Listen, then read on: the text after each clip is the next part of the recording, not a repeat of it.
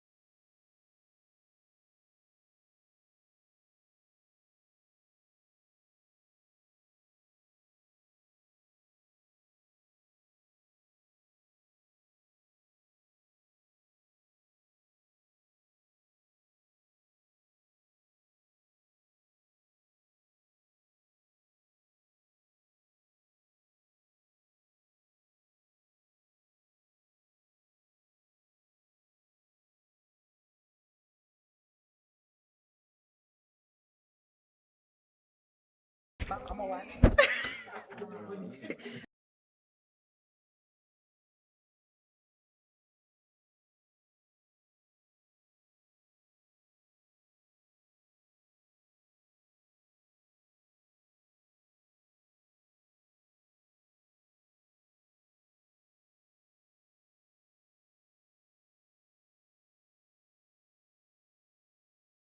Everyone, before we begin tonight's meeting, I'd like to start with a few safety procedures.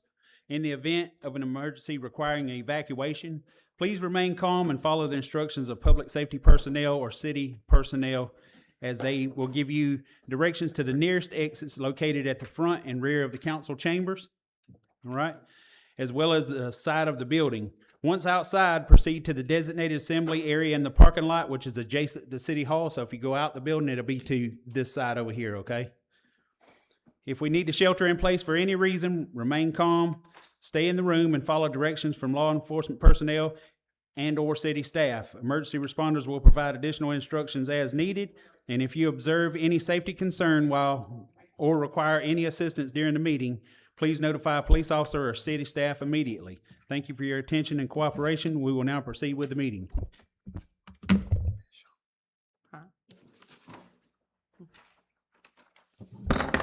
Wonderful, Chief. Thank you. I feel so safe and secure. Okay, everyone, welcome. Welcome to our City Council regular meeting. I'm gonna go ahead and call it for 6:02, July 13th, City Council regular meeting, City of Jonesboro. City Clerk, can we do a roll call, Yes, ma'am. please? Mayor Pro Tem Miller, Present. Councilmember Messick, Councilmember Alfred Dixon, Present. Councilmember Kearney, Present. Councilmember Cameron Dixon, Present. and Councilmember Fox. Present. Mayor Sarter, let the record reflect that Mayor Sarter is absent. However, we do have a quorum. Thank you, Madam Clerk. And now we'll move on to our invocation by Pastor Trent Davis.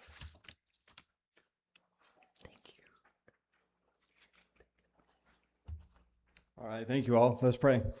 Lord, thank you so much for this day, this beautiful day. We do thank you for the rain and the safety of everyone coming in here this evening. I pray that you would be present, Lord, that you would guide conversations. You would be with the leadership, Lord, as they make decisions. Lord, I pray that you would give them wisdom. And I pray, Lord, that you would bless the city of Jonesboro. We ask in Christ's name. Amen. Amen.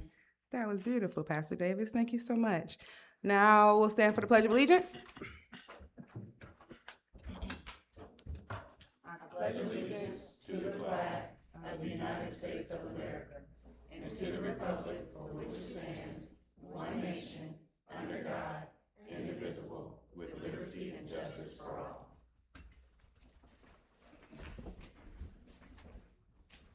Thank you.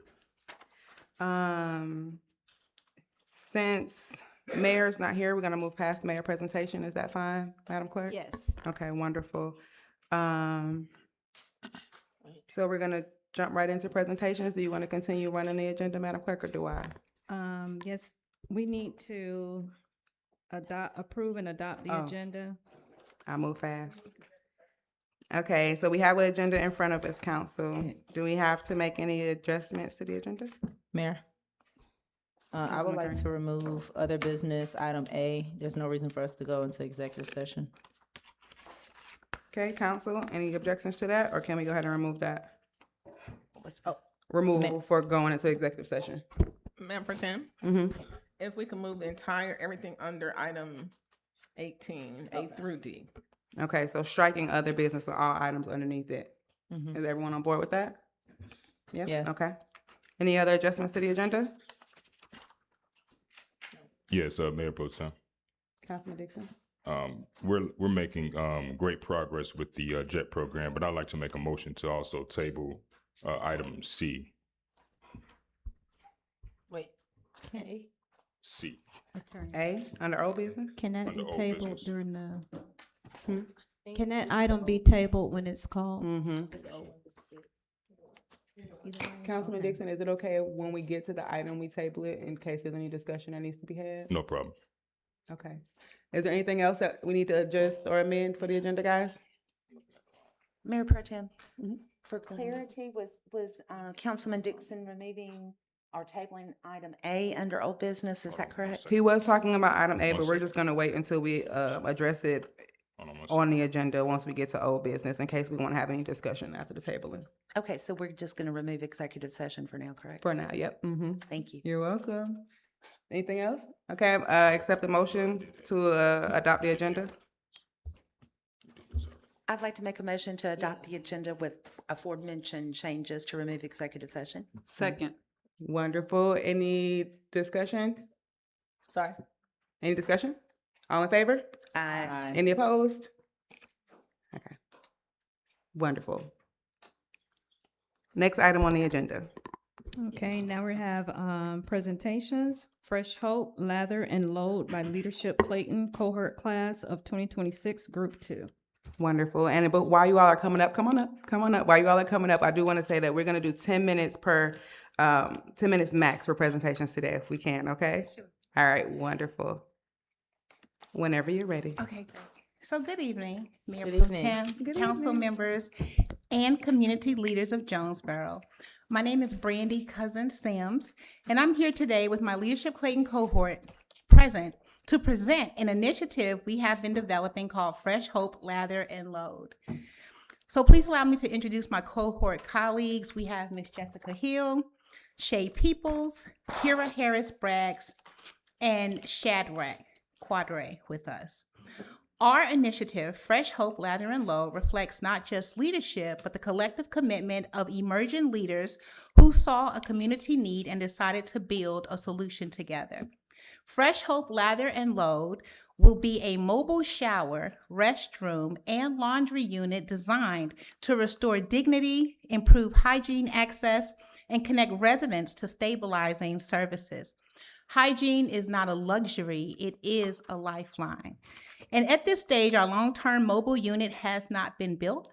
We are currently proving the model through Fresh Hope Days, which are temporary mobile shower and laundry activations that allow cities, partners, and residents to see the impact firsthand while we continue building the funding and partnerships needed for a permanent, sustainable program. I'm so sorry. Can I Yeah. stop you 1 For second? this presentation. We're supposed to have this on the screen, Yes, right? yes. Okay. We're gonna go ahead and work on that. Do you need your time stopped, or can you keep No, we going can while we keep wait? going. You can Yeah, keep that's going? not a Okay. problem. All right, go ahead. Our sustainability model. Yeah. Our sustainability model is built around 3 connected strategies: municipal investment from cities that want to co-host Fresh Hope Days and help meet local resident needs, corporate sponsorships, grants, and philanthropic support to help fund operations, equipment, staffing, and supplies, nonprofit, faith-based, and service provider partnerships that connect guests to health, housing, recovery, food, and stabilization resources. At Fresh Hope, Lather, and Load, our mission is simple but meaningful: to restore dignity and renew hope by providing sanitary, accessible showers and laundry services to those in need. And at the heart of this project is a commitment to serve with compassion and to create a safe space where people feel seen, clean, valued, and supported. So Fresh Hope, Lather, and Load will serve residents who are unhoused, unstably housed, or facing compounding hardships, people who often have no access to basic hygiene. A shower and clean clothes may seem small to most, but they are often the first step towards employment, stability, restored confidence, and dignity. In Clayton County, the unhoused crisis includes not only an increasing unsheltered population, but also a severe rate of hitting homelessness among families and students. Because the county lacks large-scale shelter infrastructure, many residents are forced into temporary, doubled-up living arrangements, extended stay motels, cars, or in some cases, the streets. And a lot of our kids are missing schools. Jonesboro is an important part of Clayton County as the county seat. An initiative supported by Jonesboro helped establish credibility and momentum across the county. We all know that families across Clayton County move between cities while carrying the same needs with them. Students and working families throughout the county are impacted by housing instability and economic hardship. And economic hardship does not stop at city borders. When we stabilize families in every part of Clayton County, we strengthen the entire region, including Jonesboro. And because Jonesboro has a strong commitment to community and is centrally connected to the needs of Clayton County residents, we view your city as a critical partner in helping move this vision forward. We had our first Fresh Hope Day this past Saturday, July 11th in Forest Park. This inaugural event showed exactly why this work matters and why it must continue. More than 100 participants and volunteers came together for a day centered on dignity, access, and community care. There it is. And 7 of our community partners and vendors supported the event. And 2 of those partners are here with us tonight. I believe it's 2. Is it 2? Yep, 2. So we have Miss Deborah Anglin with Hearts to Nourish Hope, and we have Mr. Charles Jenkins with CSM Angels.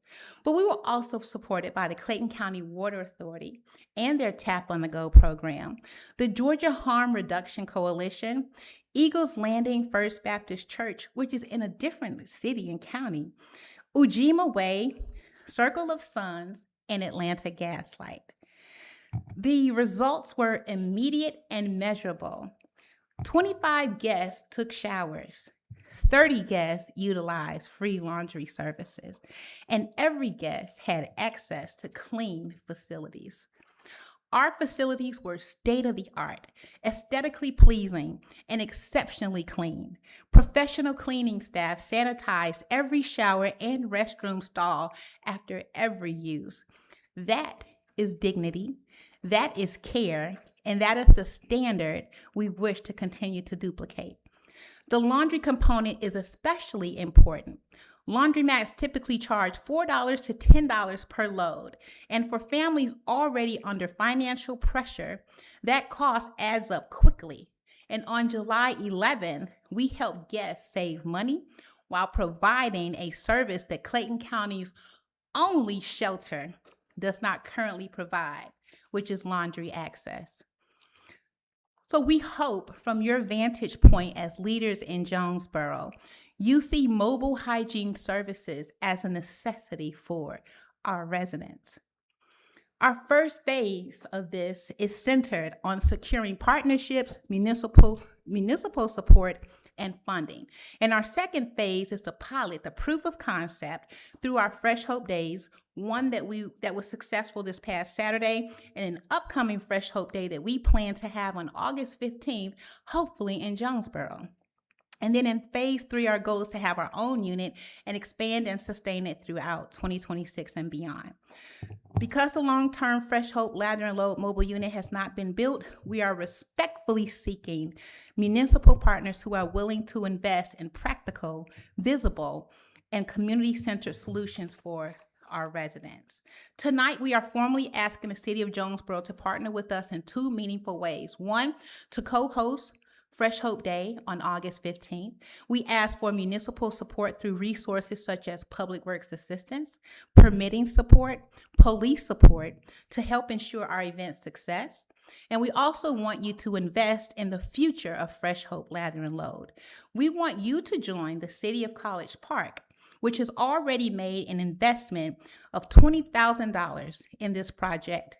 We are asking Jonesboro to match or exceed that level of support to help establish a strong municipal partnership model that can be replicated across Clayton County. With Jonesboro support, Fresh Hope Day on August 15th can demonstrate how local government, nonprofit partners, service providers, and community leaders can work together to deliver immediate relief while advancing a longer-term strategy for dignity, hygiene access, and stabilization service. We look forward to answering any questions that you may have, and we hope that you will share this vision with us. Thank you. Wonderful. Thank you so much. This is so great. Council, do you guys have any questions? I do. Mayor Pro Tem. Okay, Councilman Kearney. So my question is, do you have any metrics or any data that you can provide us? Because of course we up here love data. We love to help our community as well. But if we wanted to retain the amount of citizens that we helped assist with this program, do you all collect addresses, stuff like that? So we just had our first activation this past Saturday, and through our registration, we did collect names. We did collect addresses for some who had addresses. Okay. Some people did have cell phones. We were able to collect cell phone numbers. But the only data that we can provide as far as who's using the services is just the amount of people that came and participated, because we wanted to collect data to be able to reach out to them in the future. But again, the population that we're helping don't have the information as far as addresses or things that you're asking us for. Okay. Thank you. That was my question. Did y'all have?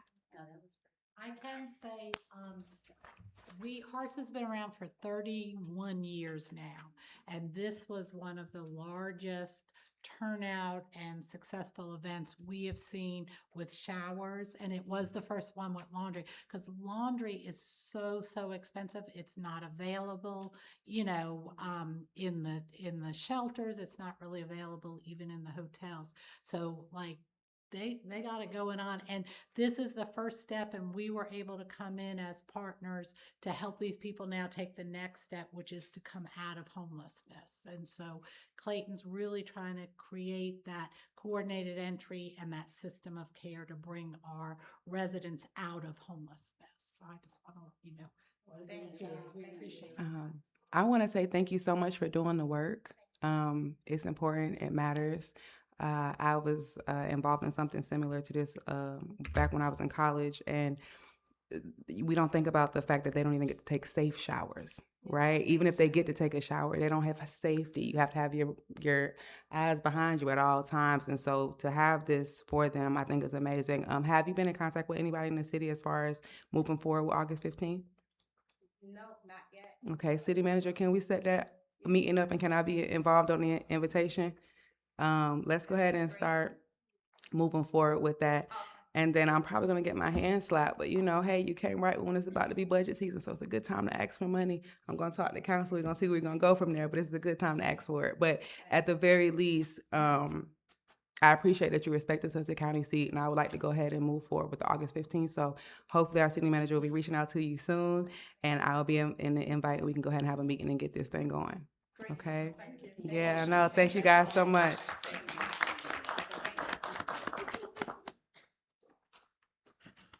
Next item, presentation. Home Anchor by Leadership Clayton Class of 2026, Group 3.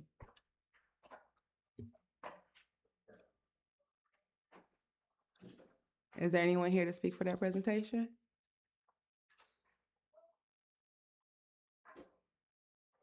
No? Nobody here from Home Anchor Clayton? Anybody else from y'all leadership cohort? Y'all know if they're supposed to be coming? No? Okay, well, we can go ahead and move.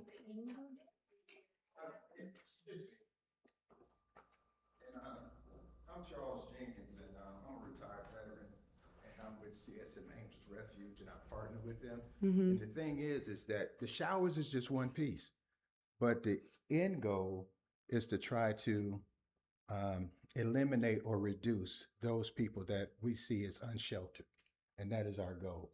And we've had, from this past weekend, we did have a couple folks that were able to, we were able to secure shelter for them. And that is the first step to getting them off the streets. The shower is important, but getting them off the street is what we really want to do. Thank you so much for sharing that.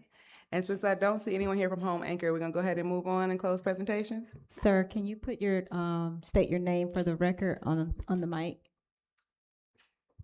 Sure. Thank you. Charles Jenkins, and I'm a Jonesboro resident, and I'm the president founder of CSM Angels Refuge. Thank you. Amazing. Thank you. Next item, public comments. Okay, we have 2 people today for public comment. There's a very long message I'm supposed to read to you guys. I'm just going to ask you to come up here and be respectful, please, and don't take more than 3 minutes, okay? We have Kennedy Hood first. Come on up. State your name and address for the record, please. Good evening, Mayor Pro Tem and council members. Good evening. Good evening. My name is Kennedy Hood, and I recently just graduated from Georgia Southern University with a degree in political science and a minor in Spanish.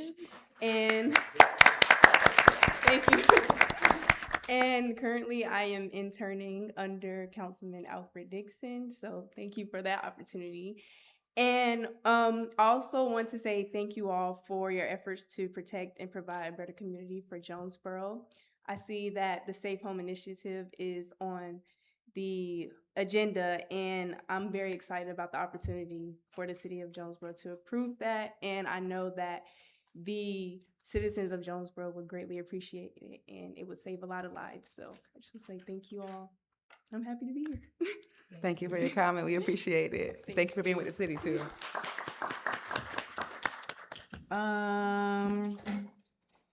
Lewis, Mr. Lewis, come on up. State your name and address for the record, please. Kari Lewis, good evening, Mayor Pro Tem and Council. Good evening. Good evening, everyone. Two things. Of course, the Safe Home Initiative, I think it's amazing. One thing's for sure, two things for certain. Councilman Alfred Dixon's going to see about the kids. So was really happy to hear about that. Looking forward to seeing you all approve it. We spoke about streamlining it to make it easier to get more grant money for that, as far as who is targeted. But as far as that, I'm looking forward to it. You are awesome, man. I appreciate you. Yes, sir. And then the other thing, hearing about Fresh Hope, yes, that Justice Center bus transit station. Yeah, I use transit. There's a lot of people who are probably going to need that service there. And since it is a convergence of where people use transit, especially you have a lot of people wandering, that would probably be the most effective place for it to be piloted. But that's all I have. Do appreciate you all. We appreciate you. Thank you so much. That was all we had on the list, but is there anybody else who has public comment and maybe you didn't have a chance to sign up? Okay, you can come on up. Can you state your name and address for the record, please? Good afternoon. My name is Samantha Gordon. Hello. Hey. So I came to the safety initiative plan that came forward to me, and I am a huge fan of it for so many reasons. I am Clayton County born and raised. I'm 40 years old. I have seen Clayton County transition. I went to Lee Street Elementary. Miss Day, well, her name was Miss Lisenby at the time, was my principal. Wow. So I've seen her. She used to do good grades. She used to skate down the hallway. So that's how old like this was. But it also is a good initiative, not only because it gives us a sense of safety and gives us a sense that we are being seen as a person in the community, because cameras don't blink. Anything happens, you want to know at least what happened. To make two very short stories, although they are tragic, my nephew passed last year. A very tragic way. But unfortunately, we had cameras to see what happened. And the person who allegedly did it, we was able to capture that person. Just a few weeks ago, on June 19th, I had a family friend of mine whose son also passed away, very tragically. He was murdered. We do not know what happened. It's all hearsay. Although the cameras are there for the safety and security for the primary residents, and I do understand that. But most time, a lot of things are caught on Ring cameras that had nothing to do with that primary residence. I kind of feel like if they had a Ring camera at that place of time, just the back door of the community, because that's what happened, of that person's house or those people's houses, maybe we'd have a better understanding of what happened to that young boy. That was how I felt. So anyway, anything I can do or help to push this on so not only the residents itself feel safe, but the community can feel safer, knowing that there's something there that might not be able to prevent things from happening, but in a event if it does, we can know what happened. Because knowing what happened is how you fix from it happening again. So that's how I kind of feel about that. So, and I think so Councilman Dixon brought it to my attention. I was already doing some things for myself to get those kind of things moving. And like I said, anything I can do to further along that situation I'll be glad and more than helpful. Really helpful. So thank you. Thank you so much for coming up here.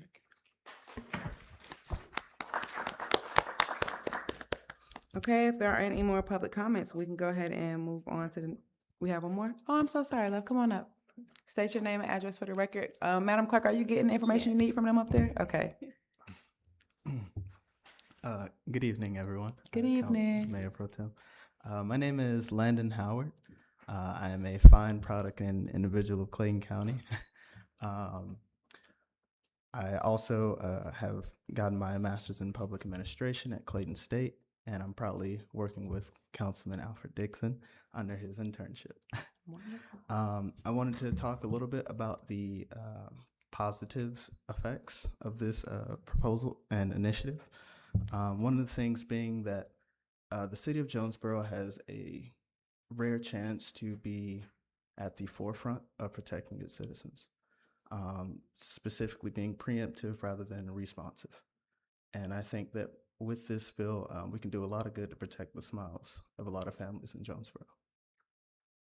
I love that. What a wonderful way to put that. Sorry.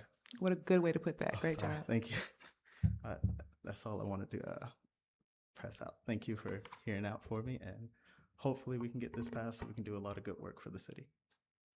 Wonderful. Thank you for coming up. We appreciate it. Thank you. Okay. Anybody else? Okay. All right. Madam Clerk.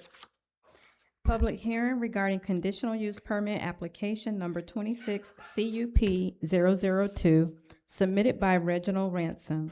The request is to operate a vehicle sales lot and office on a portion of the property. The property is located at 249 North Main Street, Jonesboro, Georgia, 30236. Tax map parcel number 13240B A005, and council to consider the conditional use permit application 26 CUP 002. All right, I know we have people to speak in the public hearing. I just want to reintroduce this, and we discussed this last week during the work session. We had two main points of concern. Number one, the traffic on it and the flow of traffic with all the rest of the uses going on the property. And then the fact that one of the conditional use conditions was not being met. The primary use of the property shall be retail sales of vehicles only. Of course, we know there's a convenience store, gas station, and some other shops there as well on that property. So not meeting that requirement, and then the traffic concerns with the cars or vehicles being on the side and having to come through that choke point between the blue building and this building was a concern for the application. Is the applicant here? Okay, he will be speaking tonight as well. He was not here last week, so anyway. Thank you, Mr. Allen. We appreciate your update and expertise. Do we have anyone else here to speak on this public hearing? When you come up, you can state your name for the record, please. How everybody doing today? Well, Hey, how are Council. you? Basically, my name is Reginald Ransom. I want to say good evening to everyone, and thank you for allowing me the opportunity to speak. I'm asking for your support in allowing a small buy here, pay here dealership in this community. This business is about more than selling vehicles. It's about providing reliable transportation to working individuals and families who may not have access to traditional bank financing. Reliable transportation helps people get to work, take their children to school, attend medical appointments, and handle everyday responsibilities. This small business will also create local economic activity support other businesses such as mechanics, detailers, and tire shops that contribute tax revenue to the community. We are committed to maintaining a clean, professional, and well-managed property and being a responsible neighbor. So I'm just asking this, hopefully that y'all can help me out to get this property rolling, if you don't mind. Thank you. Is anyone else to speak on this public hearing? You want to speak on this particular matter? Yes. Okay, come on up. So in the event that you approve it, on South Main Street, they have a auto lot. I think it's a repair lot, and they have it fenced in. If you approve it, that would be a condition I would recommend for the visual aesthetics for Main Street. Sir, can you please state your name for the record? Kari Lewis. Thank you. Thank you. Okay, is there anyone else to speak on this public hearing? Okay, if not, I'll consider this public hearing closed. All right, do we need to go ahead and move forward with moving on this public hearing now? Yes, ma'am. Okay, council, I entertain a motion. Got a motion to deny. Motion to deny, is there a second? Second.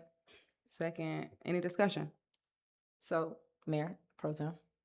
Councilwoman Kearney. So I see that it doesn't meet the requirements for the C2 zone district. The property owner has hosted several different commercial uses, and a vehicle sales lot may interfere with the other uses, which would be traffic circulation and parking. So I think I just wanted to speak on that being my, main reason for denial. And it's zoned as a C2 highway commercial, so. Did you have something? No. Oh, okay, I heard, I didn't know what that meant. Okay, all right, thank you. Great points, Councilwoman Kearney. Is there any other discussion? No? Okay, so we have a motion on the floor for denial. It's been appropriately seconded. All in favor? Aye. Any opposition? Okay.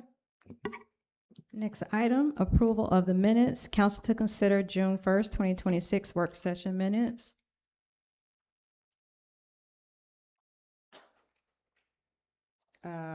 Okay, council, do y'all have any changes or anything y'all want to discuss on the work session minutes? If not, I'll entertain a motion.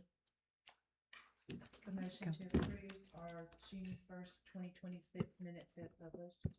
Wonderful, thank you. Can I get a second? Second. Okay, Councilman Fox, I heard you first. Thank you. Any discussion? All in favor? Aye. Any opposed? Wonderful. Next item, council to consider June 8th, 2026 regular council meeting minutes. Okay, council, I'll entertain a motion. Motion to approve the minutes as published. Thank you, Councilwoman Messi. Second. Thank you, Councilman Dixon. Any discussion? All in favor? Aye. Any opposition? Thanks so much. There was no consent agenda, so we'll move on to old business. A, council to consider approving memorandum of understanding with Truist Bank, Clayton County Public Schools, and the Clayton County Public Schools Foundation to support implementation of the Jonesboro Education Trust Jet Pilot Program. Gotcha, Mayor Pro Tem and Council. I would like to make a motion to table this item. And just to let you all know, we've made great progress with this Jonesboro Education Trust. Just need just a few more days just to get some things together and finalize some things on our end. But there's great progress going on, and I'd like to table this until August. Okay, so motion for it to be tabled. Second. Second, is there any discussion? Mayor Pro Tem. Councilman Kearney. I just want to let you know, I sent you an email concerning just a few last minute questions I had. So just making sure that, we discuss those in August, or, if there's just a special call meeting to be, just make sure. Yeah, look forward to it. Thank you. Okay, and I will say the same. We spoke offline about some of the one thing, and for me, it's still just naming a title to go along with this, just to make sure that this continues to go on no matter what. And I'm for tabling it until August, but in the event that you need to have some type of a meeting, I just want to say publicly, if you need to have a special call meeting, you have my support if it's something that needs to happen before school starts. It can't wait until our next meeting. Thank you so much. Of course, any other discussion? I think you hit it on the head. Mayor Pro Tem, if we can just, I know names change, so I know having the title, but for the MOU purposes, just maybe having a name as well, I think will help just satisfy some of our inquiries. Okay. Thank you all so much for the support. I look forward to bringing all that back to the table. Mayor Pro Tem. Councilman. I just want to echo what everyone else said. It's a good program. It's a solid program. A letter of intent would be just our signature, but at MOU, we need a name for each one of those, and that will help solidify this. Also, a little more detail on the percentages that the foundation is looking for, as far as 80% to students, 20% administration. I think we need some clarity on that too, because we don't have any clarity in the actual MOU. That would be wonderful to have. No problem. Thank you. Yeah, that's great. Okay. That's amazing. All right, wonderful. Thank you. Do we need to vote the table? Yes. Okay. Motion on the floor for table has been appropriately second. We had discussion. If there's no more discussion, all in favor? Aye. Any opposed? Okay, wonderful. Table until August. Next item B, council to consider adopting a resolution creating the City of Jonesboro Charter Review Committee to conduct a comprehensive review of the city charter and governmental structure. Mayor Pro Tem. Councilman Kearney. I want to make a motion to table this item until our August work session meeting. Just due to wanting to have more discussion. Second. Okay, it's been a motion to table. It's been appropriately second. We're now engaged in discussion. Anybody want to discuss? Mayor Pro Tem. Go ahead. Okay, Councilwoman Messick. Thank you so much. You're welcome. So, I'm funding this, I'm founding this, I definitely agree this is something. Your microphone. Oh, I'm so sorry. This is something we definitely want to move forward with. I know we had discussed at work session, getting a budget amendment put together and a general estimate of what the cost of getting this going would be. We played with the idea of 10,000 as a starter, but we need a stop point.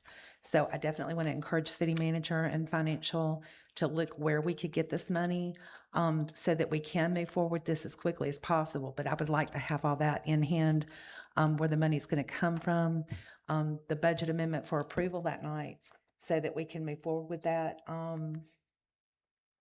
And we still, council, we still need a few revisions to some of this. Maybe we can do, we're getting really good at communicating through email, and maybe we can collaborate with some of the things that we need to just clean up in the resolution. I completely agree. No, you're good job, Councilwoman Messick. Yeah, I completely agree with everything that you're saying. We did talk about funds. I would like to know what the stop point is, and if we need to go beyond that, where that money would come from. And there are a few language things that we might want to clean up a little bit on our own. Not that it was wrong, but just as we're reading it, and it's like, oh, well, maybe we might want to make an adjustment here. Go Right. ahead. And there were a few other things on there. We had talked about on several committees, we were discussing something we need to look more into the legality of, if we're going to do compensation or at least meals, and also training. What we can look at as far as training goes, and what training may look like and what it may cost as well. So we need to consider all that. And then it said the secretary for that committee would be an employee, which I think is a really good idea, because then we have in-house keeping up with the records, but we need to discuss who that person could possibly be, and how it would affect their position that they're currently doing, if they have time to do that. If you look through the resolution, it talks about an employee handling that part. So, and that could be, we also talked about a new communications person. That might be something that we could roll into their job description as well. If we get that going, we were gonna, I know we haven't got there yet, but just food for thought. Okay. Thank you. I know, I like the conversation. Thank you. Councilwoman Kearney. Yes, I have a few questions that I think I want us to discuss a little further, but I want to go back to Councilwoman Messick's point on the cost. So I'm wondering, and this is a question maybe geared towards our lawyer, or, someone who's more knowledgeable of this question that I'm asking. Is $10,000 going to be enough? And I ask that because in the resolution, it outlines a requirement of a certified court reporter, as well as comparative studies possibly, or a possible professional assistance. So I'm wondering, do you think 10,000 is enough for those things? I really don't know. Probably not, perhaps, but it might be a good starting point, and to have a not to exceed amount. But I would want to work with city manager, finance director, and maybe we can look at some other entities and see how they do theirs. But it seems the court report itself would be probably $3,000 or $4,000 total, maybe. So that just leaves a little more money left for other things that might come up. But I think the court reporter cost probably will be the largest singular expense across the board. And then if someone from GMA comes, I don't know if they charge us to come down or if they do it free. So it's just not, we don't know right now. So I would just ask if we could just defer. I really don't know. Okay. I'm sorry. So for that, if we could just make a note to maybe we could, when we bring this back up, we could have an outline budget. It can be very rough, but just this is court report. This is how much we might allocate for food, because I know we were entertaining if we were going to feed them. How much training, and I think we were twiddling with the idea of paying them for attendance. And so just what a budget would look like with that in there, so that we can be comfortable with the decision we make and increasing it if necessary. I'm sorry, Councilman McCartney, go ahead. All right, thank you. So a couple other questions I had. So specifically, us doing this charter review versus us establishing a committee to do so. So I'm asking this because I want to see what the discussion is on our side, because I feel like we're elected by the people to serve and make decisions on their behalf. However, I don't know if we want to look at this as if doing a committee or establishing a committee where members, of course, of the committee are going to be mostly, citizens, and they create or they edit the charter that they want to govern us. So I don't know if we need to have a discussion about which way we're leaning towards, if we want to establish a committee at all, or we just update our charter. And I see you, but going even more into detail on that, I see that the committee members that, as it's outlined in the resolution, states, 3 citizens appointed by the mayor, and then 3 appointed by us as a mayor and council, like we vote upon it, and then 1 being a member of a legislative body, be it can be our representative or maybe even our county commissioner for District 4, which could be, Commissioner Davis.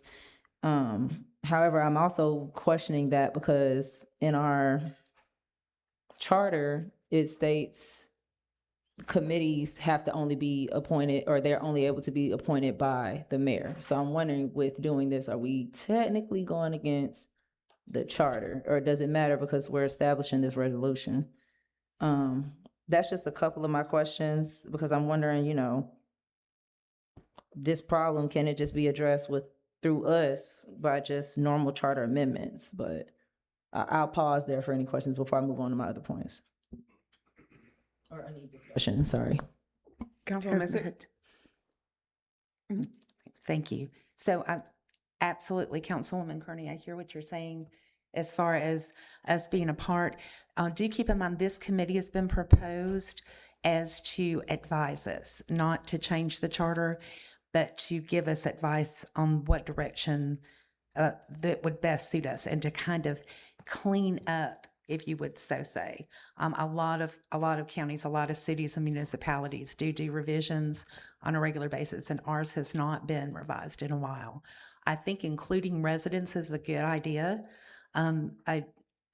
It might not be a bad idea to include a council person or 2 as well, for advisory purposes, but we want them to give us a clean idea, and they're supposed to present us 3 different examples and then what they feel would be the best form of government for us to look at.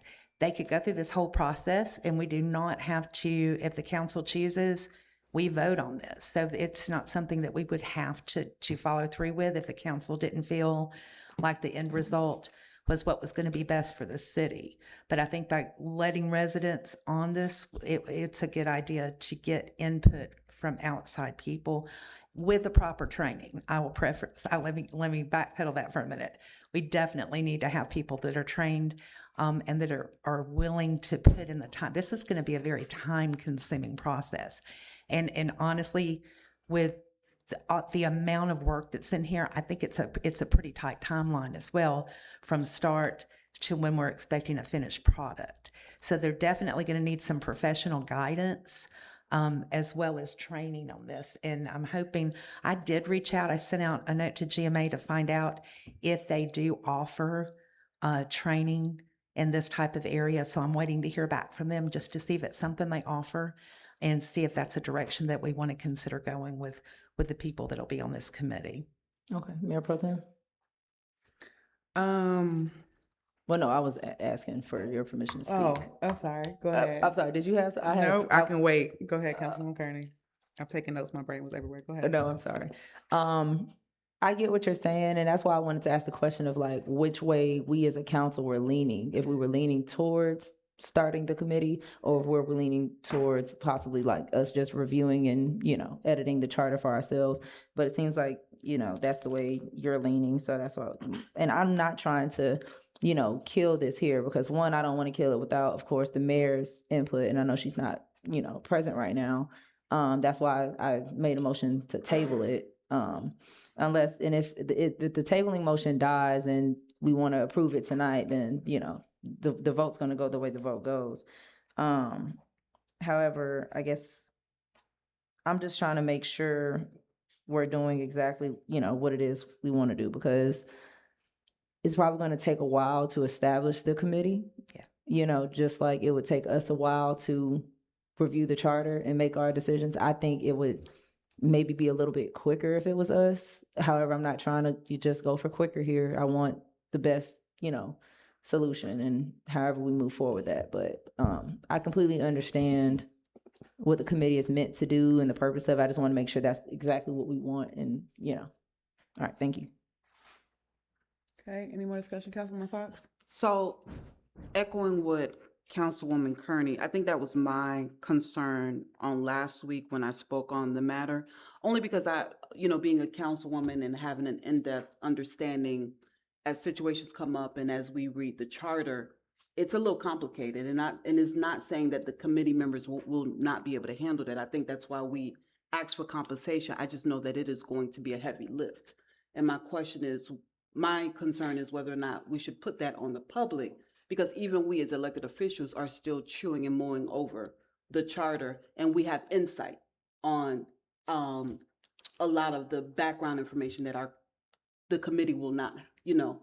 And I want to make sure that we are amending the charter, that it still stands 50 years from now versus right now. So the learning curve, I think it will take for a committee to get caught up. I don't know if we can ask that of them with a 4 to 6 hour class, and we're still learning, and we've been elected, some of y'all, for 5 years at least. You know what I mean? So I think that's my main area, is whether or not can they handle the heavy lift. I believe they can. However, to what extent, the knowledge, that's my concern. And how quickly we will need them to get caught up to speed. I just don't think that they'll have that a lot of time like we have. I'd rather put in the work so that we can do it ourselves versus a committee, but I understand that that is an extensive amount of work as well. Okay, I appreciate that feedback. Anybody else for discussion? Mayor Pro Tem. Okay, and then I'm a John Man. I'm sorry. No, you're okay. I still want to really know if we're allowed to establish this committee the way it's laid out resolution wise on us appointing people versus mayor, like, because it's named a committee. So I don't know if we should change the name from a committee to a board because of that. Like, so Attorney Wiley, I'm just, you know, what I don't want is we vote on this to happen, and then technically per the charter, the mayor is the one that has the approval to appoint all of these individuals. I think I tried to skin that cat rather narrowly. Let me find. Whereas the mayor, so I think I have it where the council members will nominate the members. And let me just say, you're not committed to this 7 either. This is just something that's submitted to you all for consideration. If you want 3, if you want 13, if you want 9, please, council members, please, you know, change it and make it fit your desire. But I think the way I tried to split that concern, that very valid concern that you raised, Councilwoman Kearney, is that the mayor will basically ratify those nominations by council. So that position is still involved in it. I sent this to the mayor before I sent it to y'all, and she didn't have any issues with doing that. And I think that's the better way, is to have the mayor and council put folks on this committee so they can have a broad range. And so that nomination, that ratification of sort, it was designed to sort of do the very thing that you're concerned about, avoid any conflict with our charter. Okay, I guess my question is because on the fourth whereas in the resolution, it says the city, the charter provides that all committees and committee chairpersons of the city council shall be appointed by the mayor, shall serve at the mayor's pleasure, and may be replaced by the mayor anytime. So anybody that we do recommend to appoint at any time could be replaced or not recommended by the mayor. So that's what I'm wondering. Right. It's, yes. That's probably doubtful, but that exists with all the committees that are created. And I don't know if that's been an issue where the mayor has intervened to remove or folks who have been appointed through committees.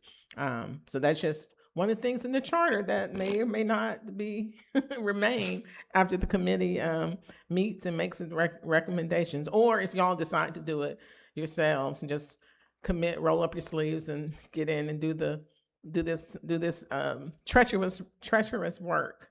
So Okay. that is true. That's there. That risk is there. Okay, Mayor Pro Tem. So here, go ahead. I'm sorry. You were asking for me. I was gonna say that's another reason. Maybe we should just talk about, continue discussion on this. I don't know if y'all want to vote on this tonight, like to consider it, but those are my concerns. Thank you. We're in discussion for the motion being tabled, right? Yes. Right, okay. So I don't foresee it going through tonight. I'm on board with tabling. Y'all hear me out. I agree that we should have, am I not? I'm sorry.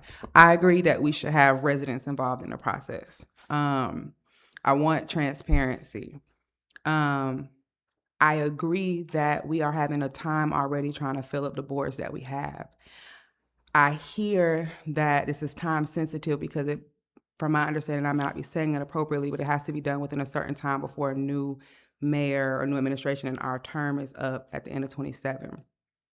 And so my thing, and I guess it's me always trying to meet in the middle, is that we should be doing it simultaneously. I think we as the governing body should roll up our sleeves. We should be doing this. We should even have our certain members of our staff interject, like especially like the clerk and people who are named so many times in the charter or have to deal with so many things in the charter, be a part of that on our end. And then maybe even give specific things while welcoming all changes, but give specific things for the board to look at. We know the problem between city manager's roles and responsibilities and mayor's roles and responsibilities clash. Maybe that's be a specific thing that we say, hey, board, we definitely want your input on this. And then have a couple of other things that we specifically have their input. Again, I'm welcoming all input, but channel it so it's not such a heavy load on the residents. And then we come with, this is the changes that we want. And then we entertain and understand the changes that the residents want. And then we can go forward. Because what I don't want is we have the committee, we finally get the people going, we get them trained, the time crunch, they deliver something, and we can't go back and go through it or make changes or really vet it because election time is here. You see what I'm saying? And so I think it would be beneficial if we both do the work. And even with that, maybe we need to entertain some funding on our end on what that looks like for us to do that, right? Because we need to eat too. You see what I'm saying? We be here till midnight, things like that. But not even just eating, but like if it's gonna be extra on a staff to take our notes or, overtime, whatever those type of things are, entertain that. And we can continue talking as far as tabling this, but that would be my tidbit on this. That would be my tidbit on this. I think both parties are correct. We need to do the work, but we need to involve residents and make sure this can't be stalled out before the election time comes. Thoughts? Yeah. I'm in agreement. Either way, it's going to cost some money, so either route we go to, especially because there is a sense of urgency on it. So if the council want to roll up the sleeves, I'm ready to get to work. Yeah. So maybe going forward, city manager, if we could put out some type of a calendar invite or an email so that we can discuss when and what that looks like amongst us as council, or if we're going to blend it with some retreats that we're supposed to have. Yes, they can still come and talk, guys. I'll bring them back up in a second. Leadership plate, and give me 1 second, okay? But if we can go ahead and just get that ball rolling, and then they can go ahead and hopefully start rolling simultaneously. Maybe we can even do the trainings together. And we don't have to talk, but we can save costs by doing those things together. I'm sure we could use a little refresher on certain things about the charter. Are we in agreement? Anything I left out? Okay, great. Motion to table, second. All in favor? Aye. Any discussion? Any opposed? Okay, great. Let's move on to the next one. item, council to discuss an elected official initiative funds policy. Mayor Pro Tem. Give me 1 second, Councilwoman Kearney, I'm so sorry. Madam Clerk, when, or City Manager, whomever, when would it be appropriate to bring Leadership Clayton back up? Should we throw him in the middle of this? Is that appropriate? Council, would y'all be okay with letting the presentation go forward before we move into the next agenda item? Yeah. I'm fine with It was that. just a little misunderstanding. I'm fine with Yeah, it's appropriate. Can we do Mayor Pro that? Tem, just make a motion to amend the agenda to add that item right now in this portion of the meeting, and then they can come on up. To bring it down, okay. I'll entertain a motion. Mayor Pro Tem, I make that motion to amend the agenda to allow Home Anchor Leadership Clayton to come present. Okay, wonderful. Is that sufficient? Okay, wonderful. So we're gonna go ahead and have you all come on up to the podium. We need to second. I second I'm it. sorry, It's second. okay. I'm moving fast, right? Any discussion? All in favor? Aye. Any opposed? All right, you guys come on up. And I know y'all weren't here initially, but we give 10 minutes for presentations, 10 minutes max, okay? Come on up, state your name when you get up here, please.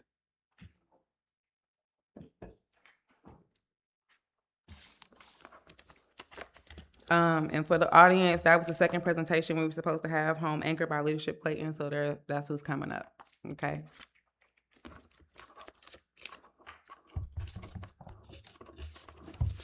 Do y'all have anything that needs to be on the screen? We should. The presentation was sent. Are you able to pull it up? Okay, that's what Chief is working on. He's amazing. Okay.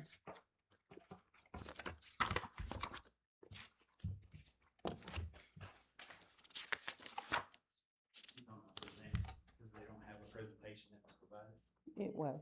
Say it again. It was provided today. I emailed it to IT. They should have it. Do y'all want to go ahead and start without it, and then they can pull it up? That's what we had the last group do. Is that okay, or y'all Sure. need it? If it works for Madam Pro We're Tem. fine with it. Council. Thank you. Good evening, Madam Mayor Pro Tem and members of council. It is a pleasure to present Group 3's Home Anchor Clayton project of Leadership Clayton Class of 2026. Before we begin, I'd like the group to introduce themselves. I'm Dr. Natasha Hampton, a 30-year municipal government executive. Good evening, Mayor Pro Tem and City Council. My name is Savannah Irons Kumasa. I'm the interim planning director for the City of Forest Park and represent Leadership Clayton Group 3. Wonderful. Thank you for being here. Good evening, City Council. My name is Maya Gatson. I'm the owner of Zane Candle Company. We're a candle shop, candle making working shop in Forest Park, Georgia. Wonderful. Good evening, City Council. My name is Joanna Pierrette. I'm with Atlanta Gas Light. I'm the field operations manager for Clayton and Conyers. Thank you for being here. Nice glasses, too. Go ahead. Good evening, Council. My name is Felicia Hilton, and I am a 10-year Clayton County resident. Wonderful. Thank you for being here. Good afternoon. Omari Jones. I'm Deputy Administrator with the Clayton County Senior Services Department. Awesome. Thank you for being here.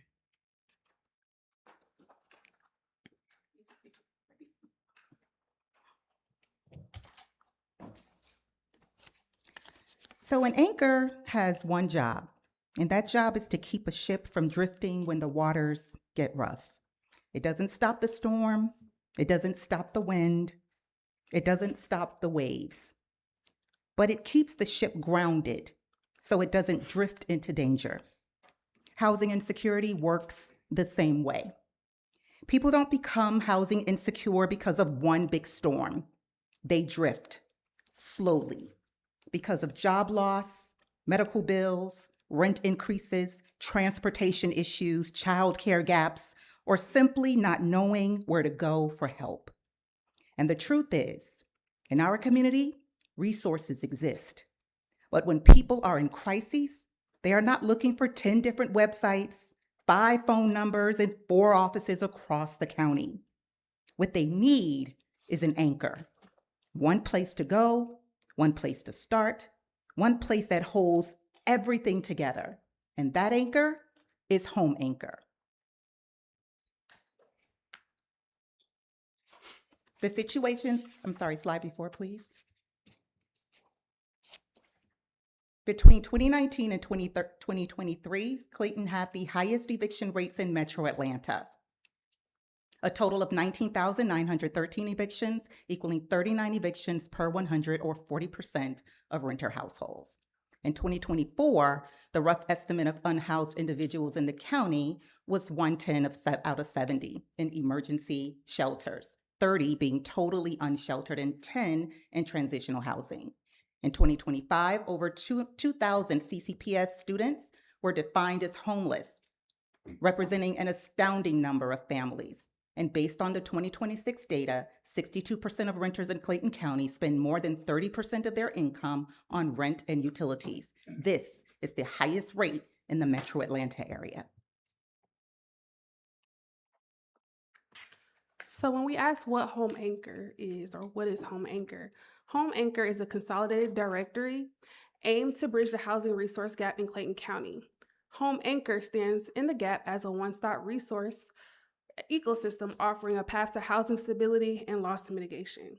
So when we talk about housing, we're not just talking about where people live, we're talking about stability, health, and opportunity.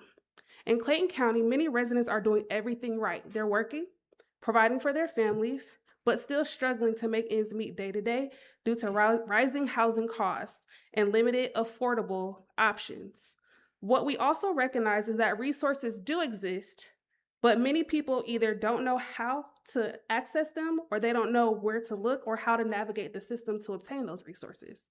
So the gap creates real consequences, whether financial strain, whether it's barriers for employment, or instability that impacts families long term. This is an issue we need to address. So for us, this isn't just a housing issue, it's a community well-being issue. So when we ask what Home Anchor is, it's a navigator, a centralizer, and a connector.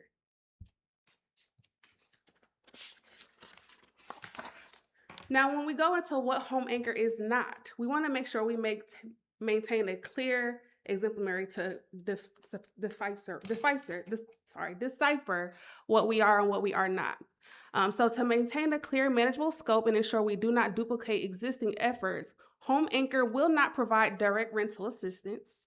We will not serve as a housing provider. We will not replace existing housing programs, and we will not provide long-term case management. We are simply a resource to keep people in place.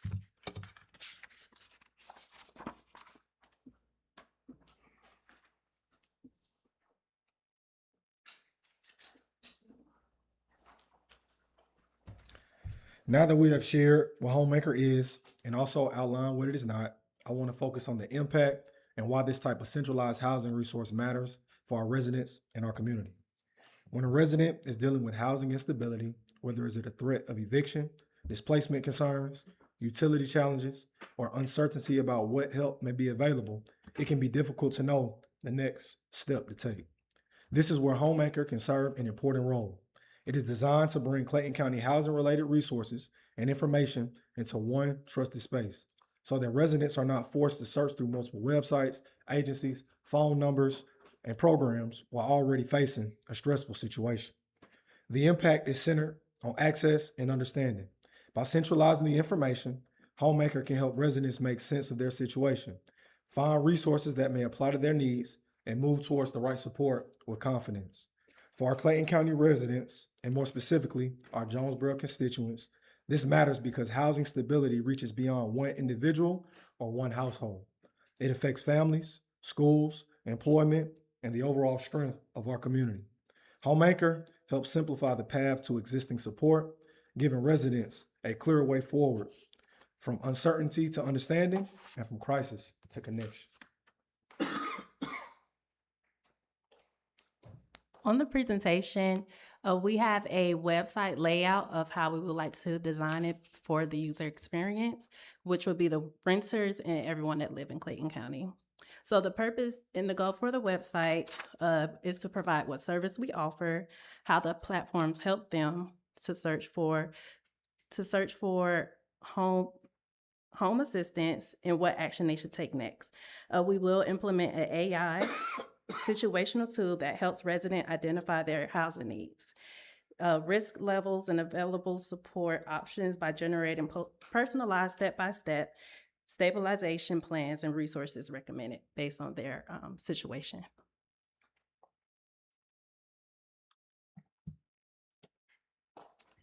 So what we are intending to do it is to utilize the partnerships that we have already being establishing across the cities to form information from the dire needs of our demographics. And this will verify the stressors around the population, which is anyone facing evictions, utility debt, or any displacement risk. And this will enable the website to drive down to the basic needs of the individual. We will also utilize the demographics based on the zip codes to kind of target it and identify the 5 top needs that are in the zip codes area within the cities within the 90 days, and it will increase the partnerships that we currently have with amongst the area, hopefully by 25%.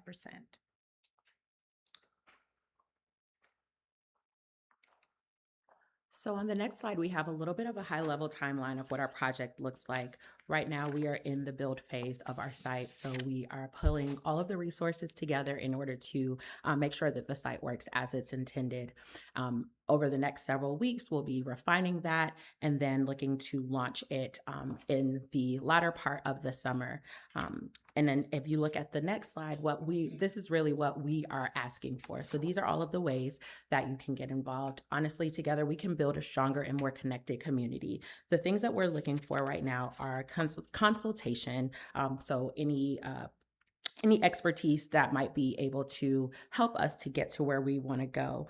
We're also looking for any additional resources and any updates or resources that we may be able to leverage on our site. And then we're also looking for partners to help us bring this site to life, whether that's by financial support or pointing us in the directions of resources that will also help us to bring the site to life. And the last slide just has our contact information. If you are interested in learning more, that our contact information is available. Right on time. Look at you guys. Wonderful. Go ahead. Thank you. Did you have? Okay. Council, you have any questions, comments? Councilman Kearney? Mayor Pro Tem. Okay. So I guess my question is, I do have a lot of people that call me and require housing assistance, be it rental assistance, stuff like that. And I know, per your brief, that you don't provide stuff like that. So, and I know you kind of laid out the stuff that you do provide, but I'm just trying to understand. So when I get a constituent that calls me and they're in a housing crisis, most of the time it's because they can't pay their rent or they're facing an eviction. What does that process look like for you all, like if it was like from start to end? Yes, so the overall point of this resource is to be a resource tool. We build real life situations based off so the website has an AI situational tool that prompts persons of interest with specific questions, and then they point them directly to the resources that will be able to assist them. So if they're facing, so say they have a late bill or they've gotten a notice, the system will prompt questions to point them to those exact resources versus them having to comb through thousands of resources all over the county or, the cities. As previously stated, a lot of these resources exist. People just don't know how to access them, which is the major thing. So why should we continue to send people to 50 other places when it can just be a one-stop resource hub that directs them to resources based off of their individual situation and not something that's affecting someone else?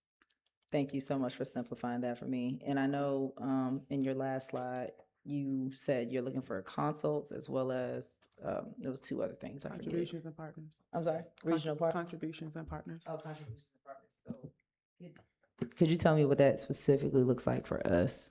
Yes, so if there's resources available in City of Jonesboro, we would like to consult with you all to see what those resources are and house them on the website.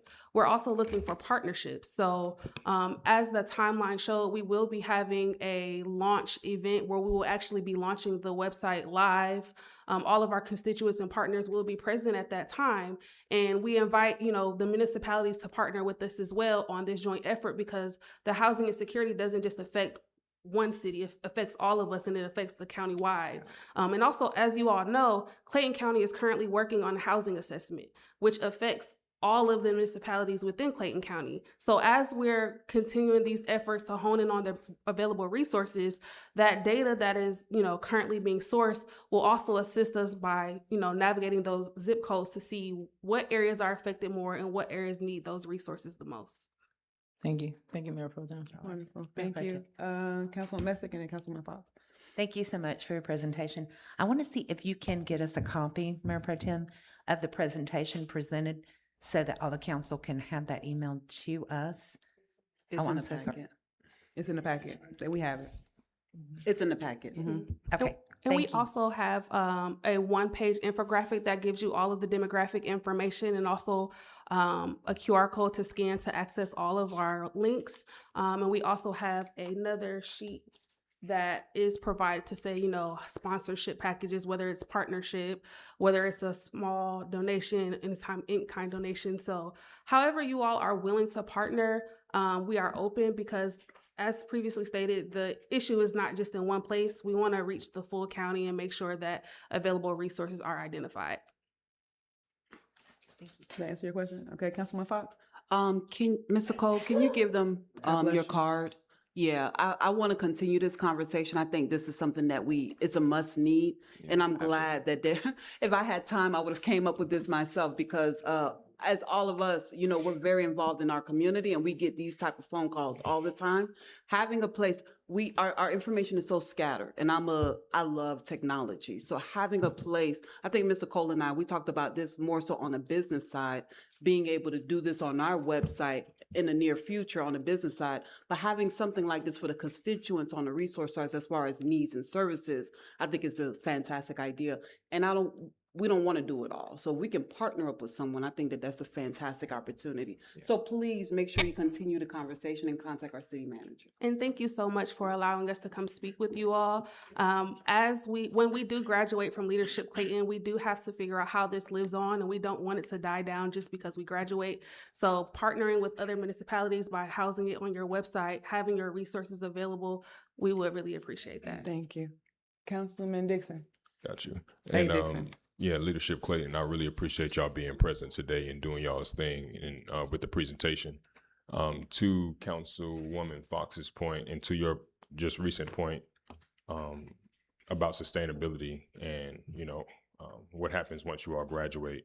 We talked about the website and possibly hosting it on our website. Mm-hmm. Who is the person that would man that? Would it be someone from your organization, someone from this group?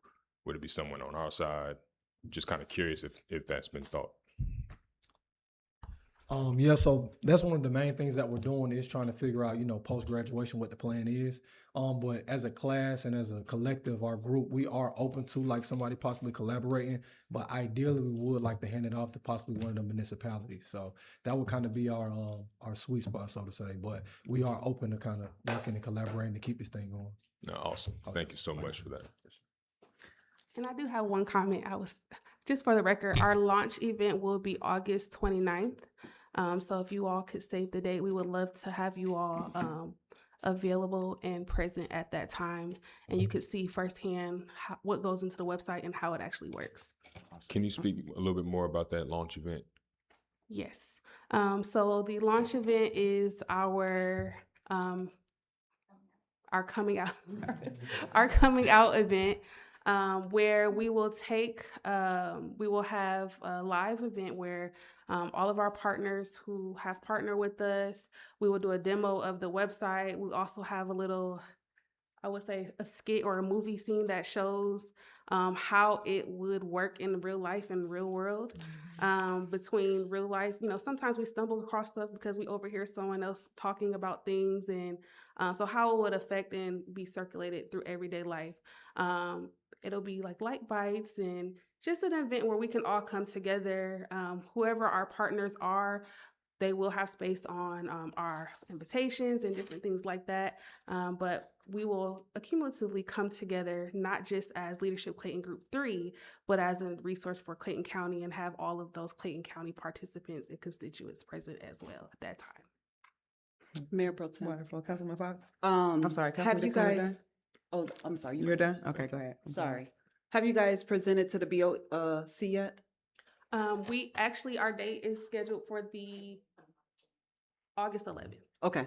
Yes. You guys got something, so I don't want you to lose that. I think possibly the way that all cities can get involved is you all do a committee where each elected official or in that city can be nominated to be on that committee, and each one serves as a city, and we can participate as a whole to contribute and maintain that. So there might be a solution already there. It would just be all cities on deck, and it would be one person nominated from each city to form that specific committee to help maintain what you all are bringing to us, because I want to see you guys bring this to life. Thank you so much. I really do like that idea. And we have been presenting at other cities, so we are going through each municipality in Clayton County as well as the county to present this project.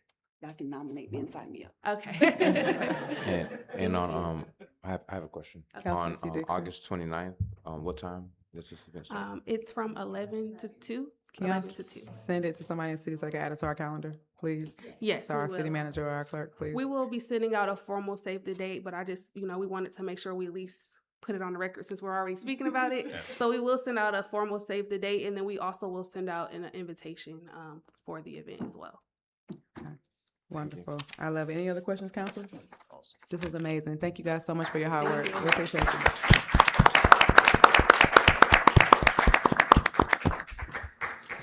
Next item, C, council to discuss an elected official initiative funds policy. Mayor Pro Tem. Councilman Kearney. I would like to make a motion to table this item, the elected official initiative funds policy, due to our finance director and attorney not reviewing this item just yet. Or make it sound good, but There's a motion on the floor to table. Can I get a second? Second, I was going to recommend the same thing.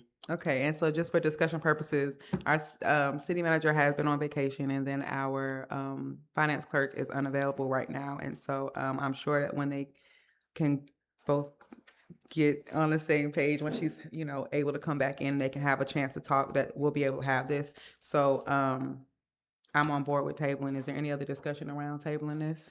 If we can see it back on the agenda in August, that should give you guys enough time, because I know the attorney needs time to review as well. We can see it back on the agenda in August. Thank you all so much for taking this on. I really appreciate it.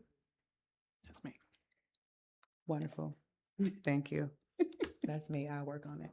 Mayor Pro Tem. Councilman Kearney. Thank you.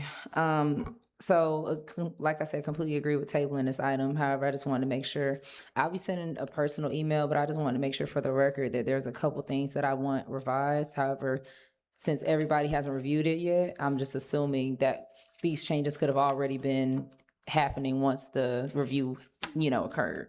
But specifically, some things I wanted us to discuss is who do we want to be the approval for our initiative funds? Because right now it says city manager or his designated designated representative.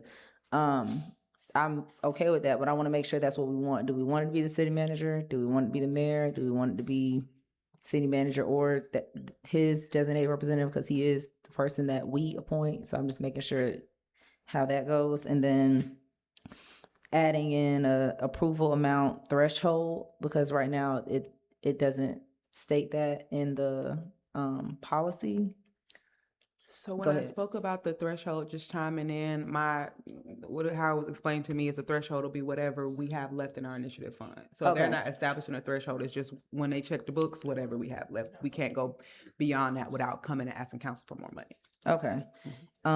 As well as timelines for the review. I don't know if that's necessary or not, but as of right now, it seems at that person's discretion. So I don't know if we want to be like 5-day review for the finance director, 5-day review for whomever. And I'm just adding these things, and that's something you all can discuss. As well as if something is denied, a explanation of why it's denied, just not a overall denial, as well as if there is going to be an appeal process. So I can send this in email form, but I just want to make sure those things make whatever this revision is that we see in August.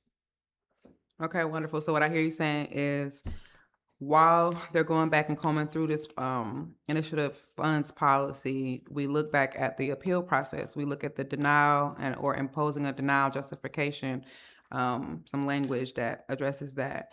Who's the person that is in charge of the approval is clearly stated, and then a timeline for the review process for each person included in the process. Did I talk too fast, City Manager? I have a tendency to do that. All right. Councilwoman Messick. Thank you so much. And Councilwoman Kearney, thank you so much. You're on point with just about everything that I was reviewing on this. Item 13 in this policy specifically, when it refers to who's approving or denying, the city manager and financial director are responsible for monitoring compliance with this policy. Requests may be denied, modified, suspended, or referred for legal review. I think we need some work on that, because I think if the council has an initiative and they've put in the work to develop this program, I think advice rather than denial on how to get this to fit into our initiative programs would be much more appreciated than a denial on funding. And I don't think denial should come from the city manager. I think if it's going to be denied, that should either come from ourselves on a vote from council or on the advice of the attorney. Right. Yep. Hold on one second. Before I acknowledge you, let me make sure. Councilwoman Messick points. Okay. Advise rather than denial, at least as the first line of defense, and then denial being in the hands of majority vote by council or city attorney. Okay, Councilwoman Fox. So I believe when we was discussing this last week, Councilwoman Kearney, Councilwoman Messick, we all agreed on the same exact points that you all pointed out. So they have their notes for sure. I think they was trying to just get something to us immediately, which I sincerely appreciate. Development definitely needs to go in, and then would love legal to take a look at it to make sure we iron out. Most importantly, I want to make sure we're comfortable with an initiative that we as a body is putting forth. So excellent points, echoing, and those are the main things, gaps that I see that needs to be addressed. Wonderful. Anybody else for discussion? And I think my last point, and I mentioned this last meeting, but just if we're gonna go with something similar to Appendix A, some sort of form process for initiatives, I think I would just prefer that there's also an option to do it online. And I know that's a lot of things that we have in the city of Jonesboro, getting them online, but just because initiatives require uploading of potential contracts or receipts, or I think it just might make it easier if we have, even if that's just like a Google folder, OneDrive. I'm not asking for trying to create a system, but just something so that we can kind of make it easier to communicate between the two parties. Yeah. Okay. Councilman Fox? Oftentimes we have to provide like the original receipt. You know what I'm saying? Like, I mean, we're in 2026. I think upload the copy. We're still operating like we're in the Stone Ages. I would love to see that move to digital, like, you know. So if there's a way that we can find a workaround for that, and if not, then at least a timeline where we can get there. I think that'll be great. Or maybe we could take pictures or something like that, right?